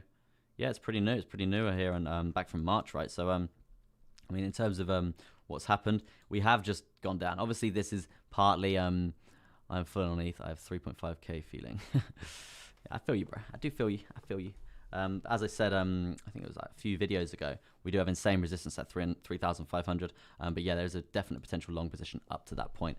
But yeah, there's so many things correlating. Without the water, we see the mummification live. Yes, you do, sir. Yeah, so I do think that we are going to come. I'm curious on Litecoin. I know it's kind of dead these days. I don't think it's dead for trading, bro. I just think I still think they're trying to do some crazy stuff, and it is holding its own in terms of the top maybe 10 cryptos, maybe probably top 15. But yeah, they're not too bad. I'm not really sure of the fundamentals of Litecoin itself. But yeah, back to Pond. I'm getting sidetracked. Back to Pond for either. It's what happens when you're 2 hours and 40 minutes in. But yeah, as you can see here, we are seeing that progression to the upside. We have seen that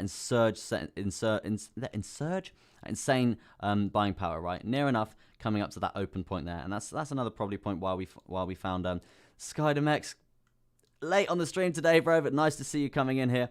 But yeah, as you can see here, we did actually get to this the 17 cent zone for Pond here, and saw that swift rejection from there. In terms of what's happening now, we are seeing this consolidation zone basically play out. It's pretty good. It's not looking bad at all. I must say, we are hitting these high low points, and we're seeing a progression to the upside from there. It's looking pretty good, right? It's looking pretty good. If we were looking like we are going to see some sort of reverse in the price, obviously that is kind of expected in terms of a pump like this. We would have actually been challenging these high low points around these zones, right? We would have seen that correction, challenging this high low points, and then we've seen that reversal potentially coming down to the downside. But no, that's not actually happened, surprisingly, because over time you have pretty much just gone down there. But yeah, you are seeing a bit of correction here, and it's not looking so bad. I don't know what the fundamentals are of this coin itself. Please put on super chat on. I want to splash the cash. Do you mean like donations and stuff? Because I can't actually accept donations and stuff yet, because my YouTube isn't that established, which sucks.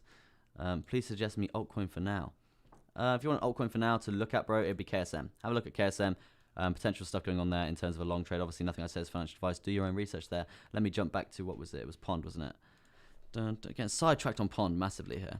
Just gotta just stick to the request, bro. We are seeing a consolidation period, which is good. Target right now would be to get over and find a nice candle close, 4-hourly candle close above this 200 moving average, and then we can talk about the idea of coming up to this 12-cent dollar. Link is pumping. Yeah, it is actually at 4% from what I can see there. I'll jump to that shortly. Yeah, so crucial point here that we are going to actually see some resistance of is this lower high point here, because obviously we saw the recovery from this insane dump to the downside when we had that massive crypto crash there, and we saw that insane dump to the downside. But as you can see here, this point is going to be crucial in terms of finding resistance from. So honestly, I wouldn't be surprised if you are going to come up here, close above the 200, and then come up to these horizontal resistance point here, and then dump down from there. I wouldn't be surprised at all. So yeah, be prepared for that on Pond. And as you can see here, no surprise here. Near enough overextended in terms of buying power on the RSI here. So yeah, a few things to think about in terms of the MACD right now. And for the 4 hour, we've seen this bullish crossover play out, and it's looking pretty juicy indeed. We do have a downwards trend cycle coming through here. Which we're looking like, if we are going to see a bearish crossover play out again, then it is going to be a whole new cycle indeed in terms of a downtrend. So yeah, definitely watch for that selling power to the downside from there. But yeah, that's pretty much expected, as we just said, in terms of the RSI being overbought, and also this insane pump to the upside here right now. So yeah, I would expect to at least come down to this 9-cent mark once we see the resistance in terms of a test of this 12-cent zone, right? What was next? I thought on ETH. I'm curious about Litecoin. Let me do Litecoin for Matthew there. And I think someone else asking for Litecoin as well. No, everyone's asking for Link. Till then, just basic creepy Chester. Nice, man. You could do a live stream sacrificing goats. Like they do in Bulgaria. Oh, bro. Oh, you're a funny guy, bro. Just basic creepy Chester, interesting stuff, man. Let me jump to Link, and then I'll jump to Litecoin. As you can see here, Link's not so bad. We do have high lows being set continuously. Unfortunately, this high low that we previously set actually did get invalidated here when we went down to that 26 sort of dollar mode. dollar mode. Obviously getting tired, near enough 3 hours here, guys. But yeah, so at this point in time, in terms of a short-term target, it would be to invalidate this lower high point that we've got coming down here. This lower high point that we've got coming down here. Which it's not looking so bad. If we see that upwards momentum, I would see first time target, it would be to get over this this 55 moving average at around this $29 sort of zone. Find a nice level of support on that. Few candle closes maybe, and then the progression to the upside. Then after that, after invalidating this lower high, the next target would be that $30.70 there. Now, if you are going to see the progression to the downside, I would be looking at resistance off this 55. So crucial point to watch would be this 55 to see where you're basically going to play out from there, and then potentially seeing the rejection coming down from there. But obviously, you need to invalidate this next high low point that's been created here. So you're gonna see some sort of support level be formed here. I no doubt about it in my mind, unless you just absolutely crash through it, right? If you crash through it, your next bounce point would be this high low point here. And as you can see, the last time we bounced here, boom, a big bounce indeed in terms of upwards momentum. So yeah, a few things to think about there in terms of chain link. In terms of the RSI, you're pretty standard. You're pretty safe in that sense, right? A few trend lines coming down from the top side coming through here. So if you are going to see the progression to the upside, think about that in terms of a resistance point coming down, and also the 200 to think about as well. So yeah, in terms of finding that upwards momentum, you are looking at invalidating this lower high first, right? Let me jump to Link. Was that Link? Yeah, that was Link. Let me jump to Litecoin there. Well, Ivo, that's some dark magic. Yeah, some dark stuff going on there, right? I think it's the second. I don't know if I've got two Ivos, but there's another Ivo that's got some pretty dark magic going on as well, right? But yeah, so let me have a little look. And guys, if you're liking the stream, smash that thumbs up, turn that thumbs up blue. Helps me out tremendously in terms of the YouTube algorithms. Algos.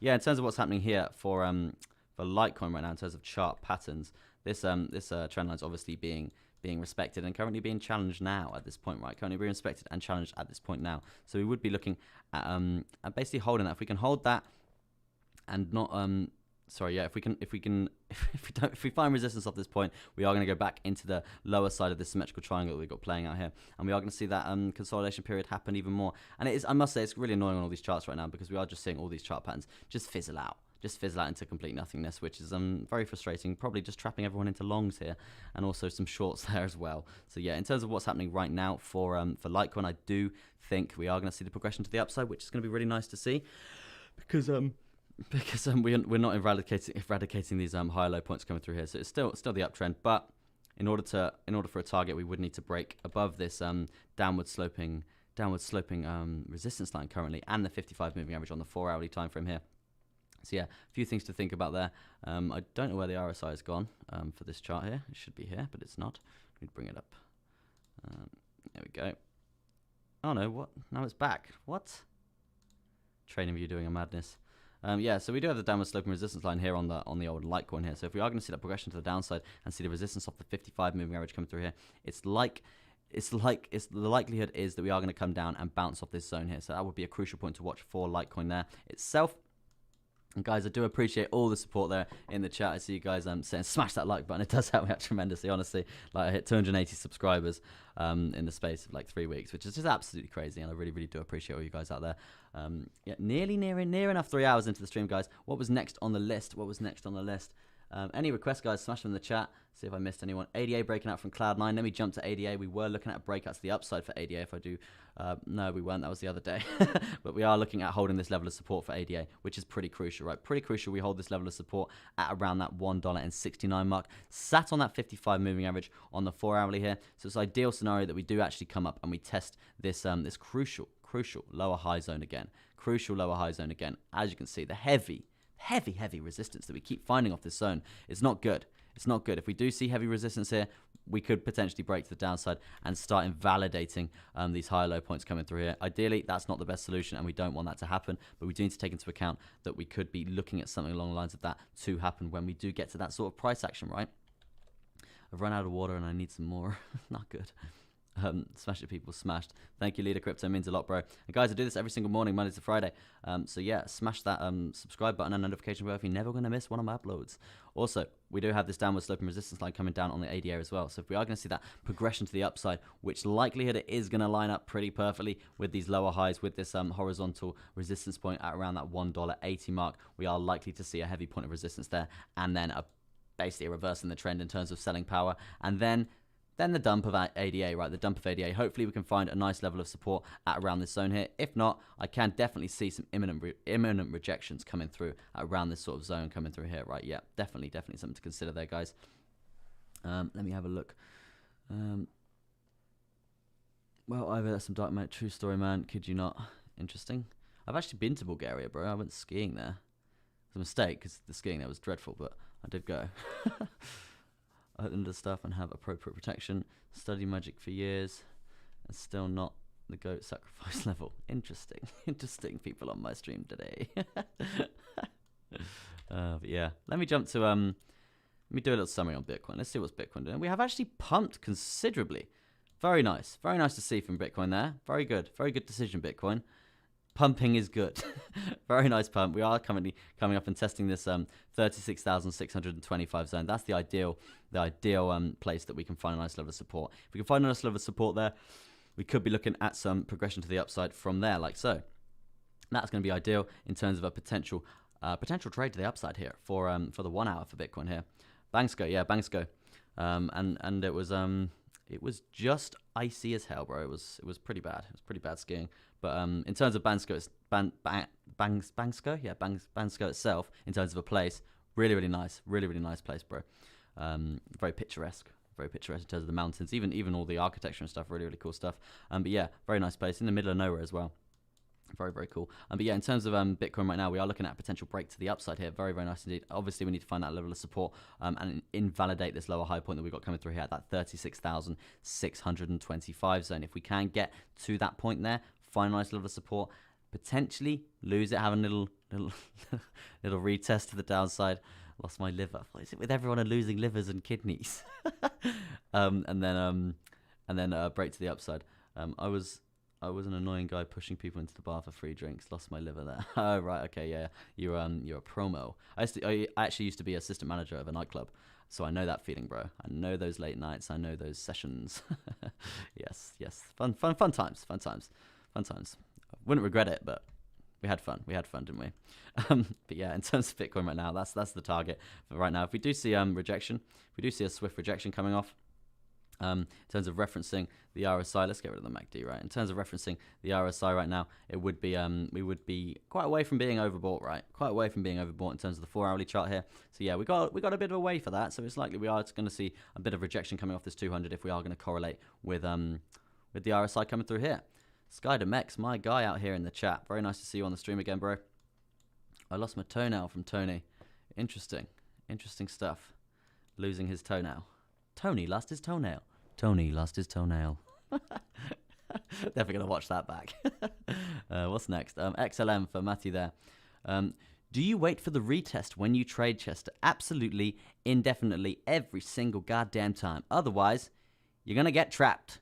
It's as simple as that. You wait for the retest, you look at the momentum, and then you see the progression. So imagine now, right? We see the momentum to the upside. We see us come over. We actually break this lower high zone in terms of Bitcoin. We break this level of resistance, this horizontal resistance point currently. Imagine we break that, right? Oh, that's wrong. Let's zoom in a bit.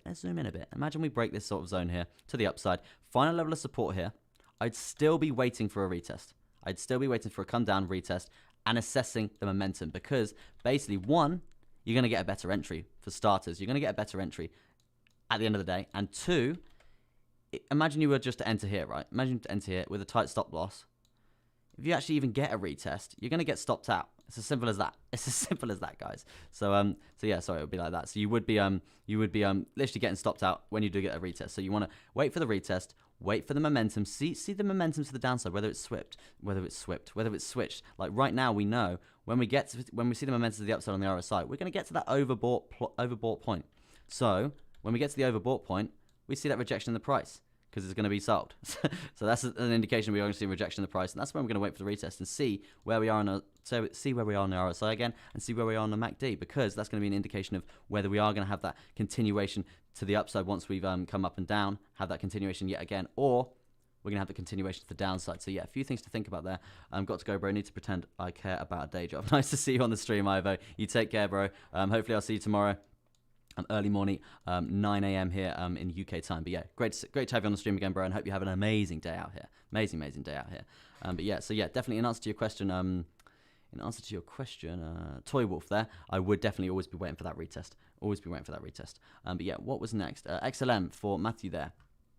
I know I've got that on the watch list. It's in the top 50. I hope everyone's having a good day out here.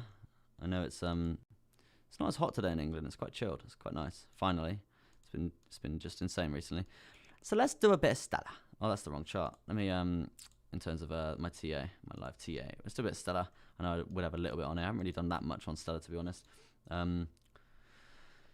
Do you wait for the RSI to retest 50? Not always, bro. Not always, bro. You've got a few things on the RSI to think about, like support lines and stuff like that, and divergences and like bullish and bearish divergences as well to consider as well. So yeah, a few things to think about in terms of the RSI. But if you are like a basic trader yourself, then I would just be referencing whether you're overbought or whether you're oversold.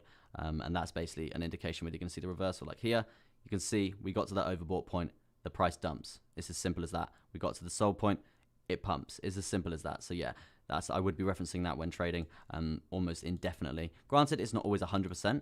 Because you can see those insane pumps playing out, but yeah, definitely something to consider when trading if you're on a sort of beginner sort of level, right? Yeah, where are we? We don't want oversold if it's just a retest, right? Yeah, exactly. It's going to be hard to get oversold. If we do get to oversold on Bitcoin, right, on the basis that we were back on Bitcoin here, if we do get to the oversold point for Bitcoin, then we are going to see a spike in terms of the buying power. But to even get to that point there, we're going to need to see a reflection in the price, right? And that's obviously going to bring us right down there. And that's obviously taking us away from the trade, right? It's going to take us way away from the trade. And then we know, look, it's gone. It's gone. That trade's gone. But yeah, potential place to watch there. What's next? We are on XLM, right? Yeah, XLM. And then I'm going to probably call it a day, guys, because it's coming up to that 3-hour mark. But guys, if you like the stream, if you want to be here with me every single day, smash the subscribe button, smash that like button. And I'm going to be here with you every single day, as simple as that, for 1 to 2 hours, and maybe sometimes even 3, like today. Very, very cool stuff. Very cool stuff. I do enjoy streaming a lot, but it's pretty tiring talking flat out for 3 hours, I must say. Very, very tiring indeed. But yeah, in terms of what's happening here, for Stellar here, and this is for Matthew here, I think. Stellar, yeah, for Matthew here for Stellar. Quite behind. I do apologize for the wait there. We do have a pretty big symmetrical triangle playing out, as all the charts are, right? So yeah, it's not looking great. I mean, for me personally, any other time, if it wasn't playing out on all the other charts, then yeah, I'd be happy with this. I would be happy with this if we were around here in the chart, right? And then we could be looking at a break to the upside. But at this point in time, if it comes to the end of the trade pattern like so, it's likely that we are just going to kind of fizzle out, right? It's likely we are going to fizzle out, and if we do get a measure move, it's going to be pretty weak, right? It's going to be pretty weak indeed. So yeah, sometimes it doesn't actually invalidate some potential trade positions to think about, which kind of sucks. But yeah, as you can see here, we are setting these higher lows. These higher lows continuously being set. Granted, we did break this one here. We invalidated this one and saw that dip to the downside here. So yeah, definitely something to think about in terms of reversing the trend. But with that being said, we have been setting lower highs continuously, and that's basically what's forming this insanely big symmetrical triangle on all the charts here, right? So yeah, a few things to consider here, because if we do break to the upside, it's not going to be absolutely significant, because it's only literally going to be like yay big, right? It's not going to be big at all.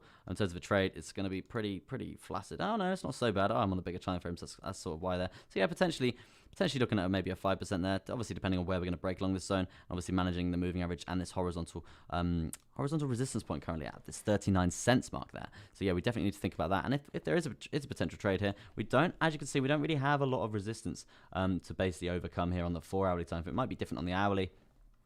No, still not so bad, but we do need to take into account we do have this 200 moving average here to think about, right? Hello again, XRP, dump or pump. Let me jump to that in a sec for you and X. But I am going to be calling the stream in a few minutes, guys.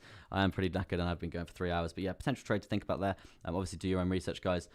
If we are going to break to the upside, if we're going to break to the downside, which I'd say I'm more inclined for us to do that, because obviously we have just invalidated this higher low point coming through here. So it is likely that we are going to see this happen continuously, invalidating these points and seeing this trend actually play out before we see that reversal. So I can see us more breaking to the downside than the upside. But yeah, in terms of a potential position for that, we would be looking, obviously, depending on if we are going to break at this point here, we would be looking at something along the lines of this. But with that being said, we do have the volume weighted ATR band coming through here in terms of a take profit point correlating pretty well with this horizontal support level at that 34 cents there. But first, I would be looking at a potential start the take profit at this 36 cent zone. In terms of percent for this short position to potentially think about for yourselves, obviously do your own research. Nothing I say is financial advice. 14%, juicy stuff indeed to think about there. And obviously referencing the RSI right now, we're pretty stagnant. Not a lot going on here. We're pretty in the center mark here. Ideally, we want some consolidation, get right back to the center before we have a break of the symmetrical triangle, potentially to the downside. That would be ideal scenario, right? I would be not expecting that full completion there. I would be expecting take profit continuously at these zones here, especially at this volume weighted ATR band. Looking at around that 9%, something around long lines of that, right? Yeah, a few things to think about in terms of Stellar, right? Let me jump back to let's go back in the chat here. Thanks for the insight. Not a problem at all, Toy Wolf. Hope to see you on the stream again tomorrow, bro. Dan must start work at 9 this week, but I'll catch you at 12. No worries, bro. Oh my god, it's 12 already. That's crazy. Do you ever counter trade like 70% long? I try not to counter trade. I prefer to just go on like trade patterns and actual information and just put one trade on. Otherwise, you can get all confused and stuff like that. And it's just not for me. Counter trading. I've done it before, but I don't really like it, to be honest. It's a lot of work. I'm just doing all that counter trading and stuff. So it's just like, right, okay, let's just stick with one trade, get that done, get your take profit and get your stop loss. And that's just, it sounds pretty basic, but for me, that's been the most profitable, right? It's been the most profitable. So I stick with, it's natural. You stick with the thing that makes you the most money. Simple as that. Can't need a drink now. Awful. Let me have a look at XRP for NX, XRP for NX, and then I'm done. And then I'm done, guys. Unfortunately, we have just hit the 3-hour mark. So yeah, congratulations to me for talking for 3 hours. The loads of people online. XRP right now. We do have this ascending triangle, which we were looking at before, but we have actually broken it to the downside. Unfortunately, we didn't gain enough momentum to the upside to get a retest there. So unfortunately, that's not a trade there that I would be looking for. I mean, we obviously are on the hourly there, so we could be looking at a potential trade if we do come up and have a nice healthy retest shortly. If we do find that progression to the upside around that 99 sort of mark there. But as you can see here, with that being said, we do have this lower high to eradicate as well. So the likelihood of us actually breaking through this zone here is pretty slim. I can see us basically having a bit of resistance coming through there before we see that progression to the upside yet again. And also, like a lot of the charts here, we have seen this higher low point here get invalidated, right? We've seen it get invalidated, which is an indication that we are going to have that continuation of downtrend, right? So yeah, a few things going on there. So yeah, that's me, guys. That's me. I'm afraid I've done 3 hours. I'm absolutely done here. But yeah, I'll definitely be on streaming tomorrow, and I appreciate all your guys' support. Smash that thumbs up button, helps me out tremendously, guys. But yeah, thanks again, guys, for being on the stream, and peace out from me, Crypto Chester.